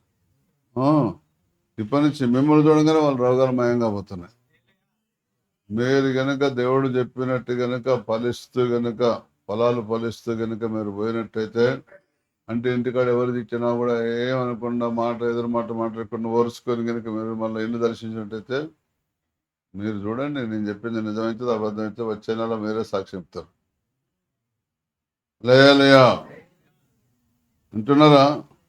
147వ కీర్తన 15వ వచనం 16వ వచనం చెప్తున్నది, భూమికి ఆజ్ఞ ఇచ్చేవాడు ఆయనే, ఆయన వాక్యం బహు వేగముగా పరిగెత్తును. కావున ఇక మీదట మేము శరీరీతిగా ఎవరినైనా ఎరగము. మేము క్రీస్తును శరీరీతిగా ఎరిగిన ఇక మీదట ఆయన అలాగూ ఎరగము. ఆ 147వ కీర్తన 15వ వచనం చదవండి. భూమికి ఆజ్ఞ ఇచ్చేవాడు. భూమి అంటే ఎవరు? సంఘం. ఆజ్ఞ అంటే ఏంది? దేవుని స్వరం, దేవుడు ప్రేరేపించటం, పురుగొల్పటం, ప్రవచించటం. భూమికి ఆజ్ఞ ఇచ్చేవాడు ఆయనే, ఆయన వాక్యం బహువేగముగా. అసలు దేవుని వాక్యం అంత స్పీడ్ ఏది పోదనమాట.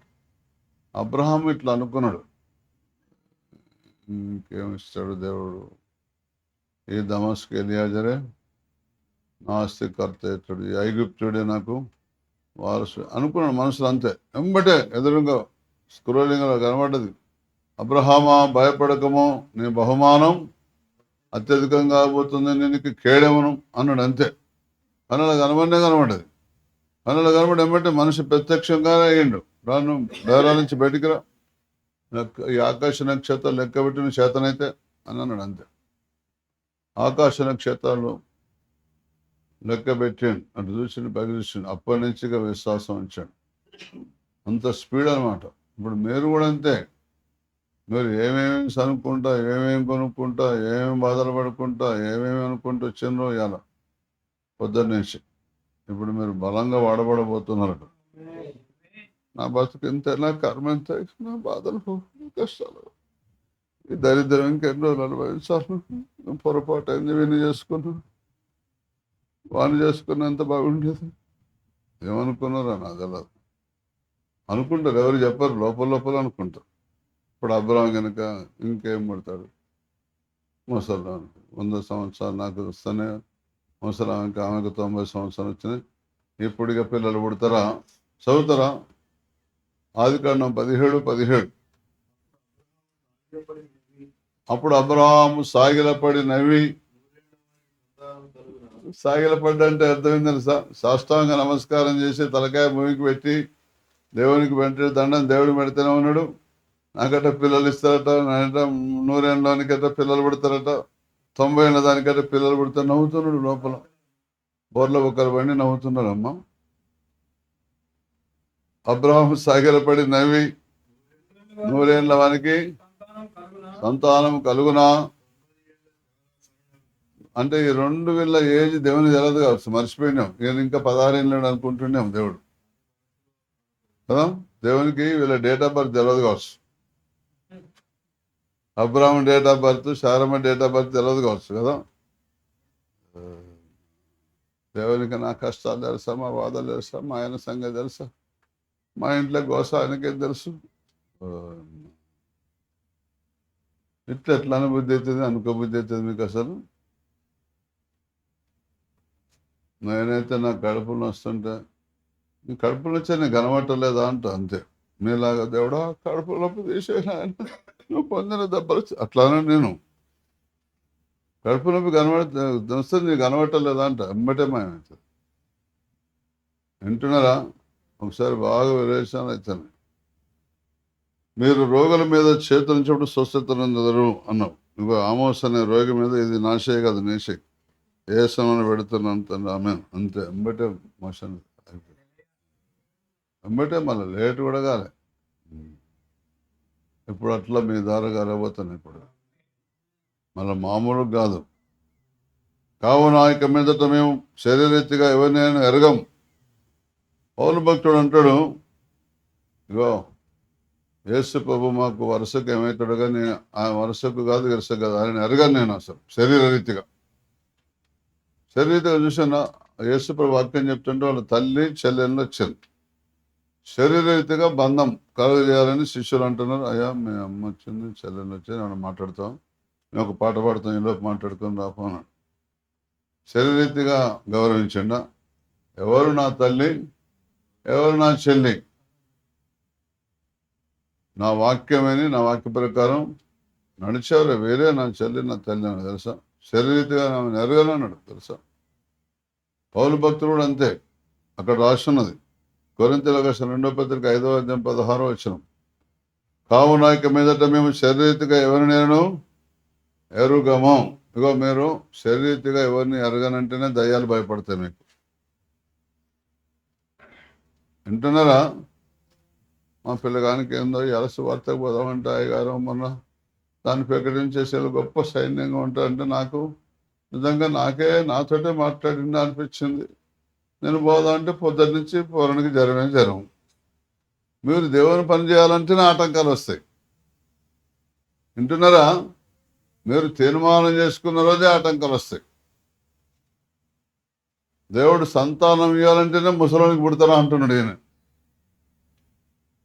ఆయనకు ఆటంకం రాలే, ఆయన లోపలనే ఒకడు జ్వరపడ్డాడు, ఆటంకపరిచేటాడు, అనుమానం చేస్తాడు, అపవిత్రం చేస్తాడు.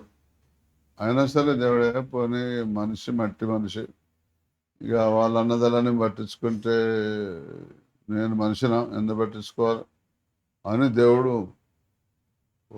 పిల్లలు పుట్టలేన్నాడు. పుట్టలేదా మరి? ఒక్క నలుసు ఉండదు చాలు అనుకో. ఒక్కలేదు 8 మంది కొడుకులు పుట్టింది తెలుసా. ఎంతమంది అబ్రాహాంకి? 8 మంది. లేలుయా. ఎవరికైనా చెప్పడానికి కూడా మీకు కూడా జ్ఞాపకం ఉంటుంది.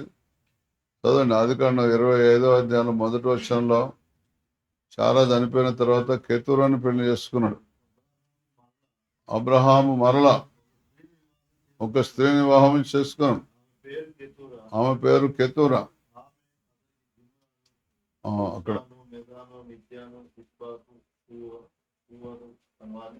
6 పిల్లలు పెట్టింది. మళ్ళీ ఈ ఆగారు కాదు, ఈ శారమ్మ కూడా కాదు. ఒక్కడు చాలన్నాడు కదా, ఒక్కడు చాలు. ఈ అబ్రాహాము ఈ ఐగుప్తుడే వారసుడు అన్నాడు కదా. ఎంతమంది చూడండి, 8 మంది పిల్లలు. మీకు కూడా రాబోయే దినాల్లో సమృద్ధిగా ఇస్తాడు మీకు అసలు. మళ్ళీ ఎవరు చెప్పకండి, ఒక్క ఇల్లు కాదు, 2 ఇళ్ళు కాదు, 3-4 ఇళ్ళు ఇస్తాడు. ఒకటే గతి లేదంటే 3-4 ఇస్తాడట. వాళ్ళు ఎవరు చెప్పకండి.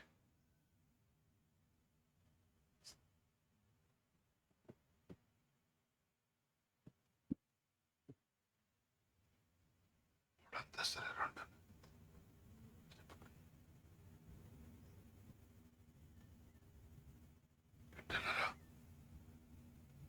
వింటున్నారా అంటే దాంట్లో ఒక్కటే రేకుల షెడ్డు, అన్ని బిల్డింగ్లే. ఒకటే రేకుల షెడ్డు, అన్ని బిల్డింగ్. మీకు వద్దా? నా వాక్యాన్ని అంగీకరిస్తే నాకంటే ఎక్కువగా మనం దీవించును గాక. ఆమె అన్నా అనకుండా జరుగుతుంది. వింటున్నారా? ఖచ్చితంగా జరుగుతుంది. నేను నా వాక్యం అంటున్నా, నా వాక్యం కాదు, దేవుని వాక్యం అయితేనే నేను చెప్తా. ఉత్తుత్త మాటలు చెప్తే ఉన్నది పోతుంది అనండి. ఉన్నది పోగొట్టుకోవటం వెనక ఉత్తమాలు చెప్తారా? తిక్కలడ ఏ తిక్కలడనా మరి లేయలుయా. కావున ఇక మీదట మేము శరీరీతిగా ఎవరినైనా ఎరగం, అట్లుండాలి మీరు. మాకు ఖమ్మాలు ఎంతోమంది చుట్టాలు ఉన్నారు తెలుసా? ఎవరింటి ఇవ్వం. హైదరాబాద్ ఎంతోమంది 100 మంది చుట్టాలు ఉన్నారు, ఎవరికి ఇవ్వం. కరీంనగర్ జిల్లాలో ఎవ్వరు లేరు, అందుకొరకు ఎక్కడ పంపించారు. మీరు శరీరీతిగా ఎవరిని ఎరగలనండి, మీ జీవితం మళ్ళీ, మీ భవిష్యత్తు మళ్ళీ మామూలుగా ఉండదు ఇప్పటి నుంచి. లేయలుయా. దేవుడు గొప్ప చేయబోతున్నాడు, మామూలు కూడా కాదు.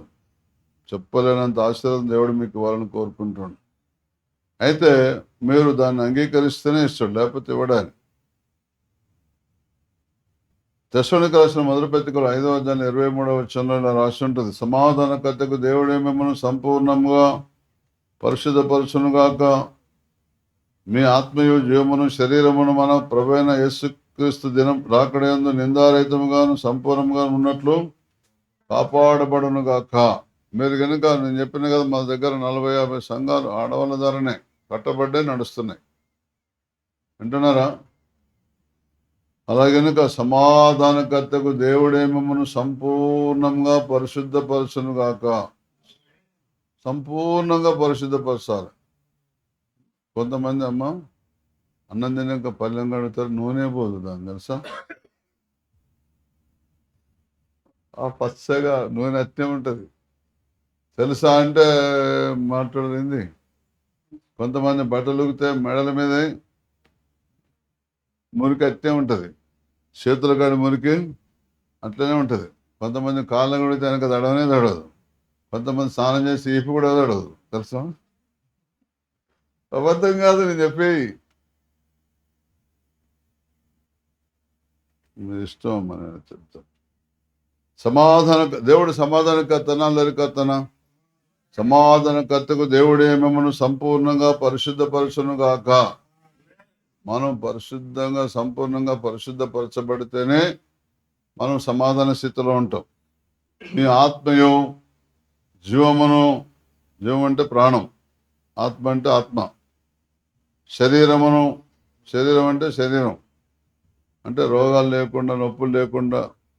రోగాలు పెడతాడు కొంతమందికి, ఎందుకో తెలుసా? చావటానికి కాదు. మీరు ఏం చావరు రోగం వస్తే. వింటున్నారా? రోగం వచ్చినంత మాత్రం మీరు ఏం చావరు. అదొక ముళ్ళు మీకు. ఇప్పుడు అది ఉంటేనే దేవుడు ఊరికే మాట జ్ఞాపకం చేసుకుంటారు, లేకపోతే జ్ఞాపకం చేసుకోరు. కొందరిలాగా ఎప్పుడు జ్ఞాపకం చేసుకోండి, దేవుణ్ణి అలవాటు చేసుకోండి, అభ్యాసం చేసుకోండి, మీకు ఏ రోగం ఉండదు. మీరు రోగాలు కలిగించడం దేవుడు పిలవలే. మీకు పరలోకం ఇవ్వడానికి పిలిచిండు, పరలోకం ఇవ్వడానికి పిలిచిండు కాబట్టి మీకు రోగం ఉంటేనే ఊరికే దేవుడు దేవుడు దేవుడు అంటారు, లేకపోతే అననే అవును మర్చిపోతాం, ముచ్చట్లలో పడతాం మళ్ళా. వింటున్నారా? మీ ఆత్మయు జీవమును శరీరమును మన ప్రభువైన యేసుక్రీస్తు రాకడయందు నిందారహితముగాను, నీ మీద ఏం నిందలు ఉండకూడదు, సంపూర్ణముగాను ఉన్నట్లు, అంటే నీ దగ్గర ఏ లోపం లేకుండా ఉండాలి. ఎప్పుడు? దేవుడు వచ్చినప్పుడు. దేవుడు ఎప్పుడు వస్తాడు ఏమో తెలియదు, ఎప్పుడు వస్తాడేమో. వింటున్నారా? మీరు సైన్యంలో చేరితే మాత్రం ఇక మీరు కాపాడబడతారు. సైన్యంలో చేరకపోతే దాన్ని ప్రకటించే స్త్రీలు గొప్ప సైన్యముగా ఉన్నారు. ప్రభు మాట సెలవిచ్చుతుంది. దేవుడు మాట ఇస్తే తప్పడు అసలు, తెలుసా? ఇక్కడ గొప్ప సైన్యం కాబోతుంది ఖమ్మంలో. మామూలు ఉద్యోగం కాదు అసలు. వాళ్ళని ఎవరు ఆపలేరు అసలు. వింటున్నారా? ఆడోళ్ళు నోరు తెస్తే ఎవరు ఆపలేరు. మళ్ళీ వాళ్ళు గంట కొడితే టంగ టంగ టంగ టంగ వాళ్ళ కామాలు పులి స్టాపులు దేవుండవు, తెలుసా? వాళ్ళ కోపం రాని అసలు ఎట్లుంటుంది. మళ్ళీ వాళ్ళు ఏం తెలవాలంటే అమాయకులాగా ఉంటారు, కానీ నోరు తెరిస్తే మాత్రం ఇప్పుడు స్టెఫన్ని ఎదిరించలేకపోయిన సినిమా మిమ్మల్ని అసలు ఎవరు ఎదిరించలేరు. అలాంటి ఆత్మ మీలోనికి రాబోతుంది. మళ్ళీ జ్ఞానయుక్తమైన ఆత్మ రాబోతుంది. మళ్ళీ మామూలు ఆత్మ కూడా కాదు. మిమ్మల్ని ఆత్మ ప్రేరేపించబోతున్నాడు, బలంగా ప్రేరేపించబోతున్నాడు, దేవుని జ్ఞానంతో నింపబోతున్నాడు.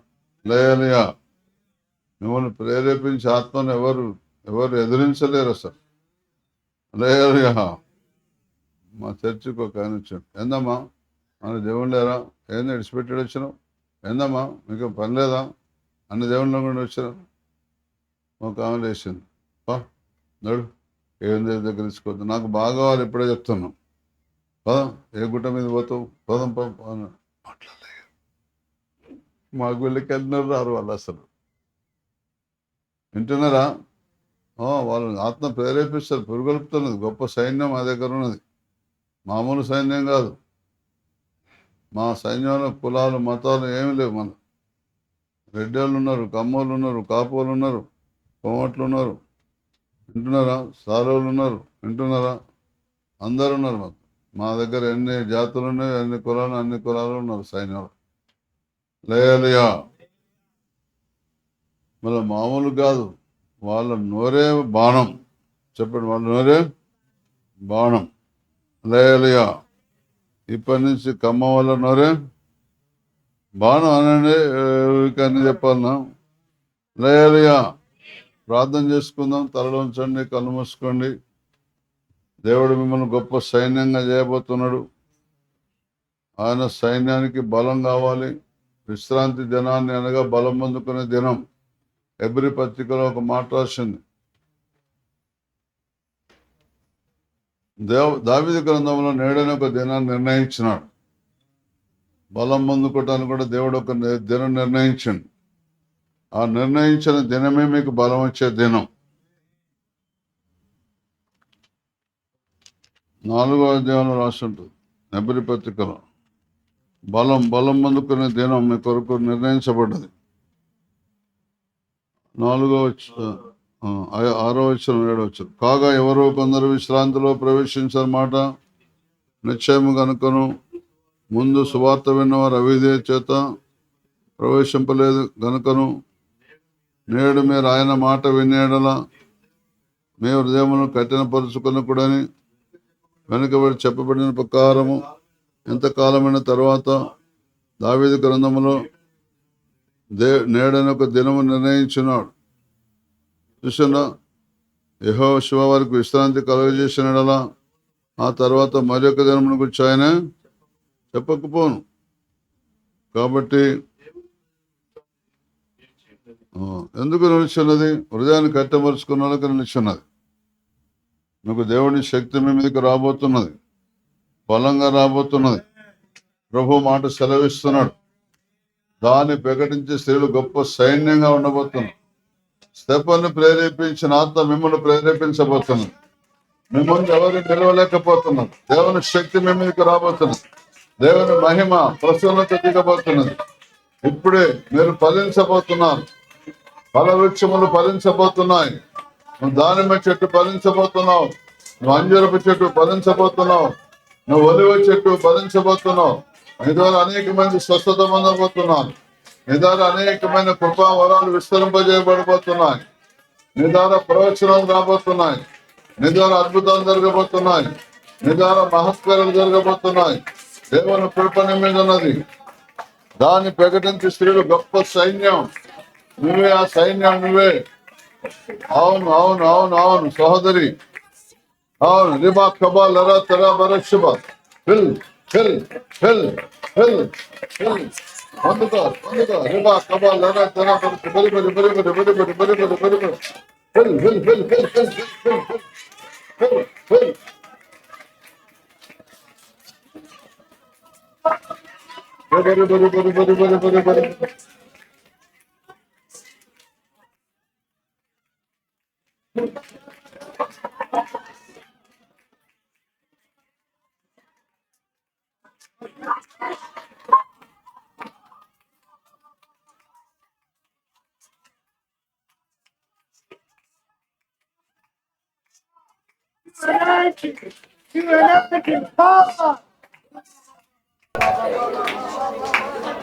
దేవుని కృపని మీద ఉన్నది, దేవుని దయాని మీద ఉన్నది, ఆయన కనికరాన్ని మీద ఉన్నది. దేవుడు నియమించిన విశ్రాంతి దినాన్ని ఆచరించండి, ఆయనకు ఇష్టమైన వాటిని కోరుకోండి. దేవుడు మీ ఇష్టాలనే నెరవేరుస్తాడు. మీకు కావలసిన ఏం అడగనక్కర్లేదు, అన్నీ మీకు ఇవ్వబోతున్నాడు. ఆయన ఇంట్లో ఆయన ప్రాకారంలో మీకు ఒక భాగం ఇవ్వబోతున్నాడు దేవుడు. ఏదో ఇంతంత స్థలం కాదు, ఒక భాగానికి భాగం, ఒక పోర్షన్ ఇవ్వబోతున్నాడు. కొట్టివేయబడి నిత్యమైన పేరు మీకు పెట్టబోతున్నాడు. అవును అవును అవును అవును. ఆయన వాక్యాన్ని ప్రేమించండి, ఆయన బోధని ప్రేమించండి. ప్రార్థనా మందిరంలో నిన్ను ఆనందింపజేయబోతున్నాడు. నీకు ఆనందమే ఆనందం, నీ కోరికలు నెరవేరబోతున్నాయి. బలిపీఠం మీద మీరు అర్పించే దహన బలులు, కన్నీటి ప్రార్థన దేవుడు అంగీకరించబోతున్నాడు. అయితే నువ్వు అందరి కొరకు ప్రార్థన చేయాలి. ఈ రోజు నుంచి నా మందిరం సమస్త జనులకు ప్రార్థన మందిరం. అందరి కొరకు ప్రార్థనలు, విజ్ఞాపనలు చేయండి. దేవుని కృప మీ మీదకి రాబోతున్నది. ఫలవృక్షం నువ్వు ఫలించబోతున్నావు. నీ సంఘం పంట పండబోతున్నది. నువ్వు నిర్భయంగా ఉండబోతున్నావు. ఇప్పటి నుంచి నీకు ఏ భయం లేకుండా ధైర్యంగా ఉండబోతున్నావు. దేవుడు వారి కాడికట్లను చంపబోతున్నాడు. వారిని దాసులుగా చేసిన వారి చేతుల నుంచి దేవుడు వారిని విడిపించబోతున్నాడు. ఆ రోజు నువ్వు నిజంగా దేవుడు నాకు తోడుగా ఉన్నాడని తెలుసుకోబోతున్నావు. దేవుని సైన్యంలో చేరబోతున్నావు. గొప్ప సైన్యంలో నువ్వు కూడా ఒక వాడగా ఉండబోతున్నావు. ఒక పాట పాడుతుండగా అనేక మంది మీదకి బలమైన శక్తి రాబోతుంది, బలమైన అభిషేకం రాబోతుంది. పాట పాడు, పరిశుద్ధాత్మ పాట పాడండి. పరిశుద్ధాత్ముడా శక్తి కుమారించు, పరిశుద్ధాత్ముడా శక్తి కుమారించు, నీ శక్తి మాకు కావలసినది ప్రభువా మేము ఎరుగునట్టు, నీ శక్తి మాకు కావలసినది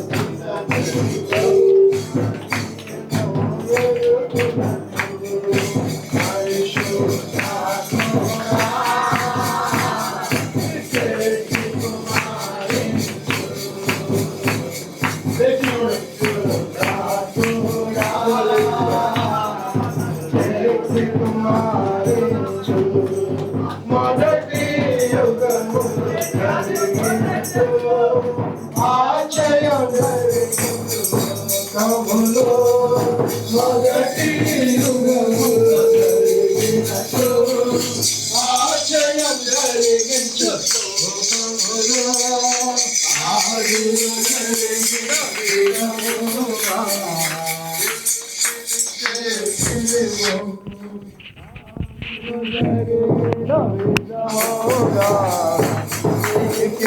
శక్తి దేవో పరిశుద్ధాత్ముడా నీ శక్తి కుమారించు, పరిశుద్ధాత్ముడా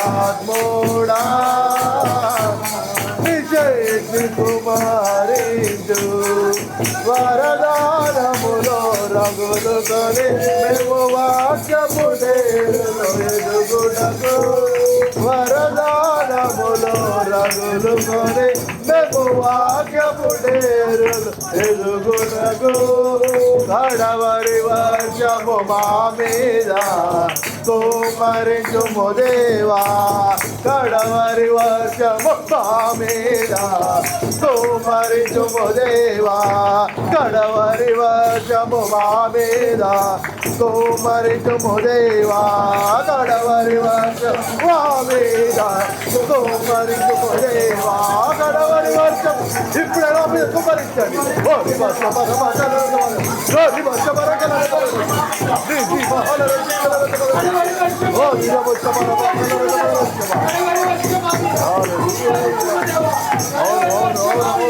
ఇప్పుడే ఇక్కడ మరి వర్షం కుమ్మరించండి కుమ్మరించండి ప్రతి ఒక్కరి మీద ఇప్పుడే నీ బలమైన ఆత్మతో అభిషేకించండి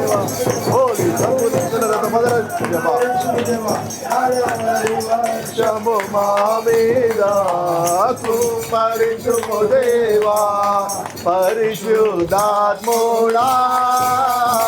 నీ శక్తి కుమారించు పరిశుద్ధాత్ముడా నీ శక్తి కుమారించు లోకాజలతో పోరాడి మేము సాధను చేసి జయము పొందే లోకాజలతో పోరాడి మేము జయము పొందే వేరుడనై సేవ చేయుటకు అభిషేకించుమయా వేరుడనై సేవ చేయుటకు అభిషేకించుమయా పరిశుద్ధాత్ముడా పరిశుద్ధాత్ముడా నీ శక్తి మాకు కావలసినదని ప్రభువా నీవు ఎరుగుదువు నీ శక్తి మాకు కావలసినదని ప్రభువా నీవు ఎరుగుదువు పరిశుద్ధాత్ముడా నీ శక్తి కుమారి అవును ప్రభా ప్రతి ఒక్కరి మీదకి నీ శక్తి మాత్రమే కావాలి ప్రభా అవును అదే జనులందరినీ కూడా ప్రభా గొప్ప సైన్యంగా బాధిస్తాను ప్రభా ఓ రిమా చబరమ కలరత మదరమ శ్రీమ కలర సిగరత మదర అవును ప్రభా నీకు బలం కావాలి నీ శక్తి కావాలి నీ అభిషేకం కావాలి ప్రభా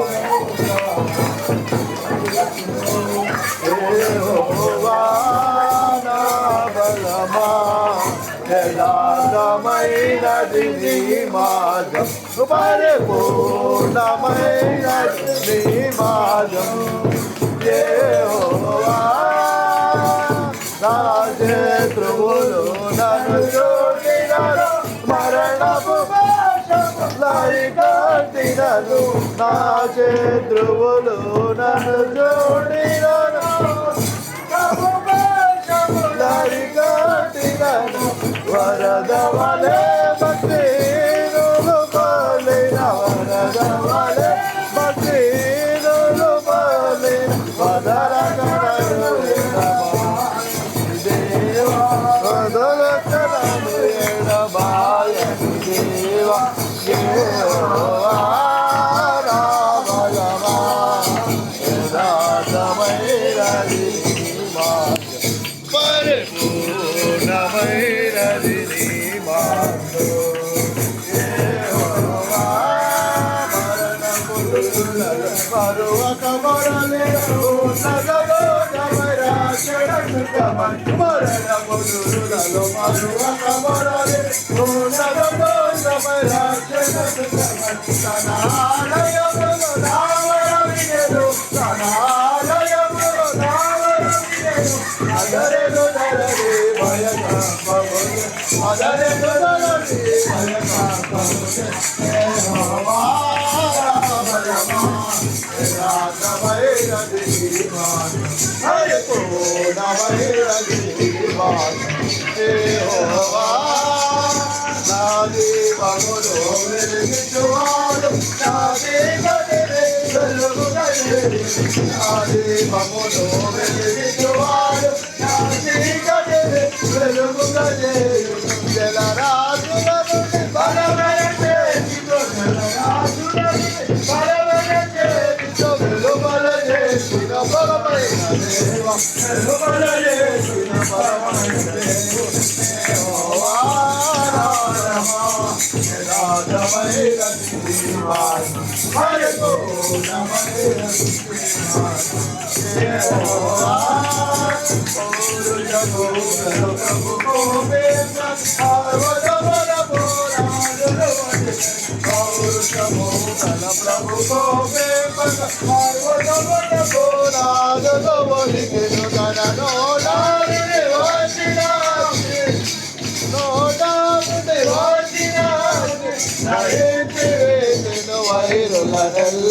దహించి వేసిన వైరులనెల్ల దేహోవాదామరమా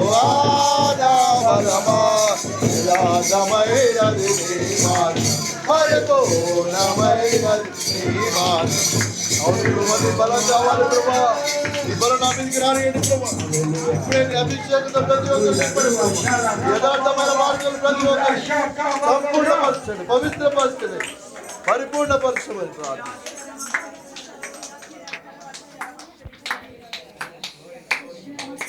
ఒక అమ్మ శరీరంలో దురద చేత బాగా బాధపడుతుంది. దేవుడు ఆమెను ఈరోజు నుంచి స్వస్థపరుస్తున్నాడు. శరీరంలో ఒంట్లో ఉన్న దురద చేత చాలా బాధపడుతుంది. దేవుడు ఈరోజు ఆమెను ముట్టి స్వస్థపరుస్తున్నాడు. గర్భసంచి సమస్య చేత వాపుతో గడ్డలతో ఒకరు బాధపడుతున్నారు. దేవుడు వారిని విడిపించబోతున్నాడు. గర్భసంచి సమస్య చేత వాపు ప్లస్ గడ్డలతో ఒకరు బాధపడుతున్నారు. దేవుడు వారిని నడిపించబోతున్నాడు. ఒకరికి పిప్పి పండ్ల సమస్య, పంటి నొప్పితో బాధపడుతున్నారు.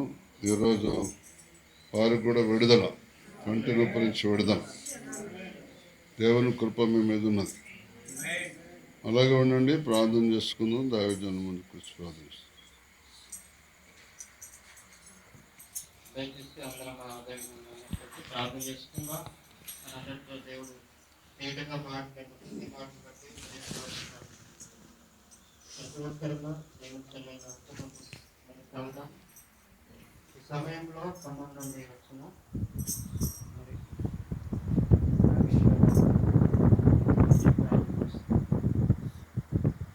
ప్రార్థన చేసుకుందాం.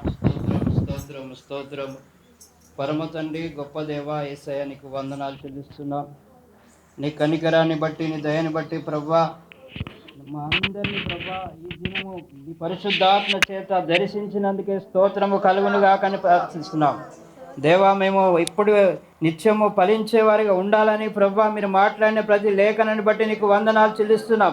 పరిశుద్ధాత్మ దేవ, మమ్మల్ని తాకినందుకే, దర్శించినందుకే, బలపరిచినందుకే, నీ కృపతో నింపినందుకే నీకు స్తోత్రము కలుగునుగా కానీ ప్రార్థిస్తున్నాం ప్రభా. అయ్యా, మరి నీ సువార్తను ప్రకటించేవారు గొప్ప సైన్యంగా ఉంటారని మీరు మాట్లాడిన ప్రతి మాటను బట్టి వందనాలు చెల్లిస్తున్నామయ్యా. అయ్యా, మేము ద్రాక్ష చెట్టు వాళ్ళే ప్రభా, అంజురపు చెట్టు వాళ్ళే ప్రభా.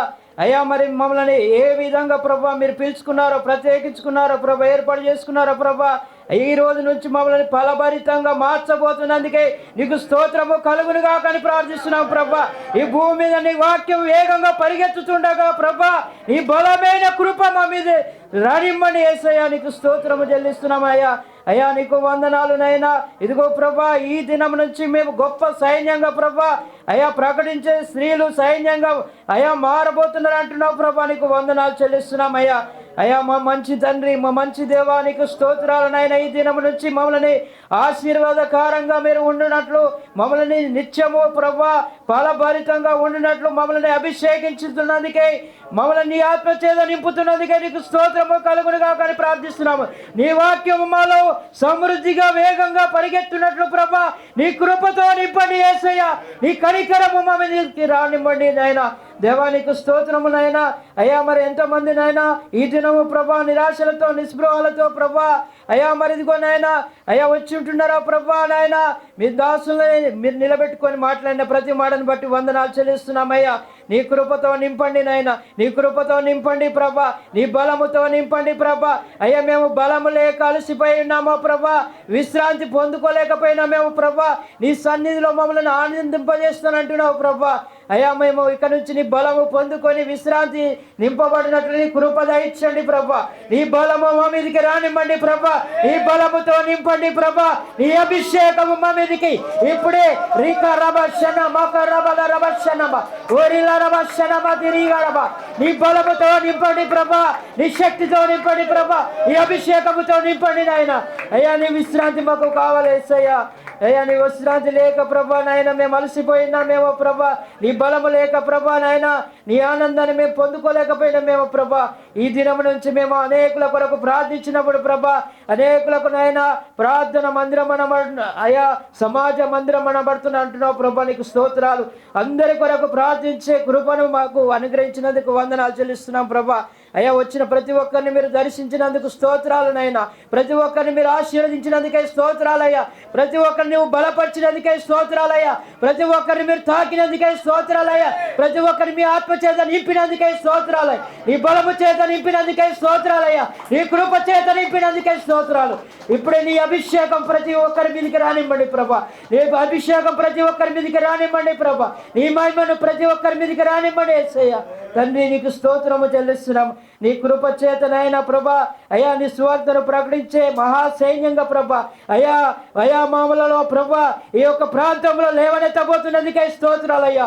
అయ్యా ఈ ప్రాంతంలో ఒక ఉజ్జీవాన్ని మీరు నింపబోతున్నందుకే స్తోత్రము కలుగును గాక. అయ్యా నీ కృప మా మీదకి వచ్చినందుకే స్తోత్రం నాయనా. తండ్రి నీకు వందనాలు చెల్లిస్తున్నాం ప్రభా. వచ్చిన ప్రతి ఒక్కరిని మీరు పేరు పేరున ఆశీర్వదించినందుకే, దీవించినందుకే, బలపరిచినందుకే, కృపతో నింపినందుకే స్తోత్రం చెల్లిస్తూ అయ్యా ఇంతవరకు నాయనా అయ్యా మరి మా ఆత్మీయ తండ్రి గారి ద్వారా మాకు సెలవిచ్చిన ప్రతి మాటను బట్టి మా హృదయం మీద అయ్యా మేము భద్రపరుచుకుంటుండగా నీ కనికరంతో నింపి బలపరిచి మహిమ ఘనత ప్రభావాలు పొందుకోమని యేసు నామములో ప్రార్థిస్తున్నాము తండ్రి. ఆమేన్. దయచేసి అందరం అదే విధంగా కూర్చుందాం.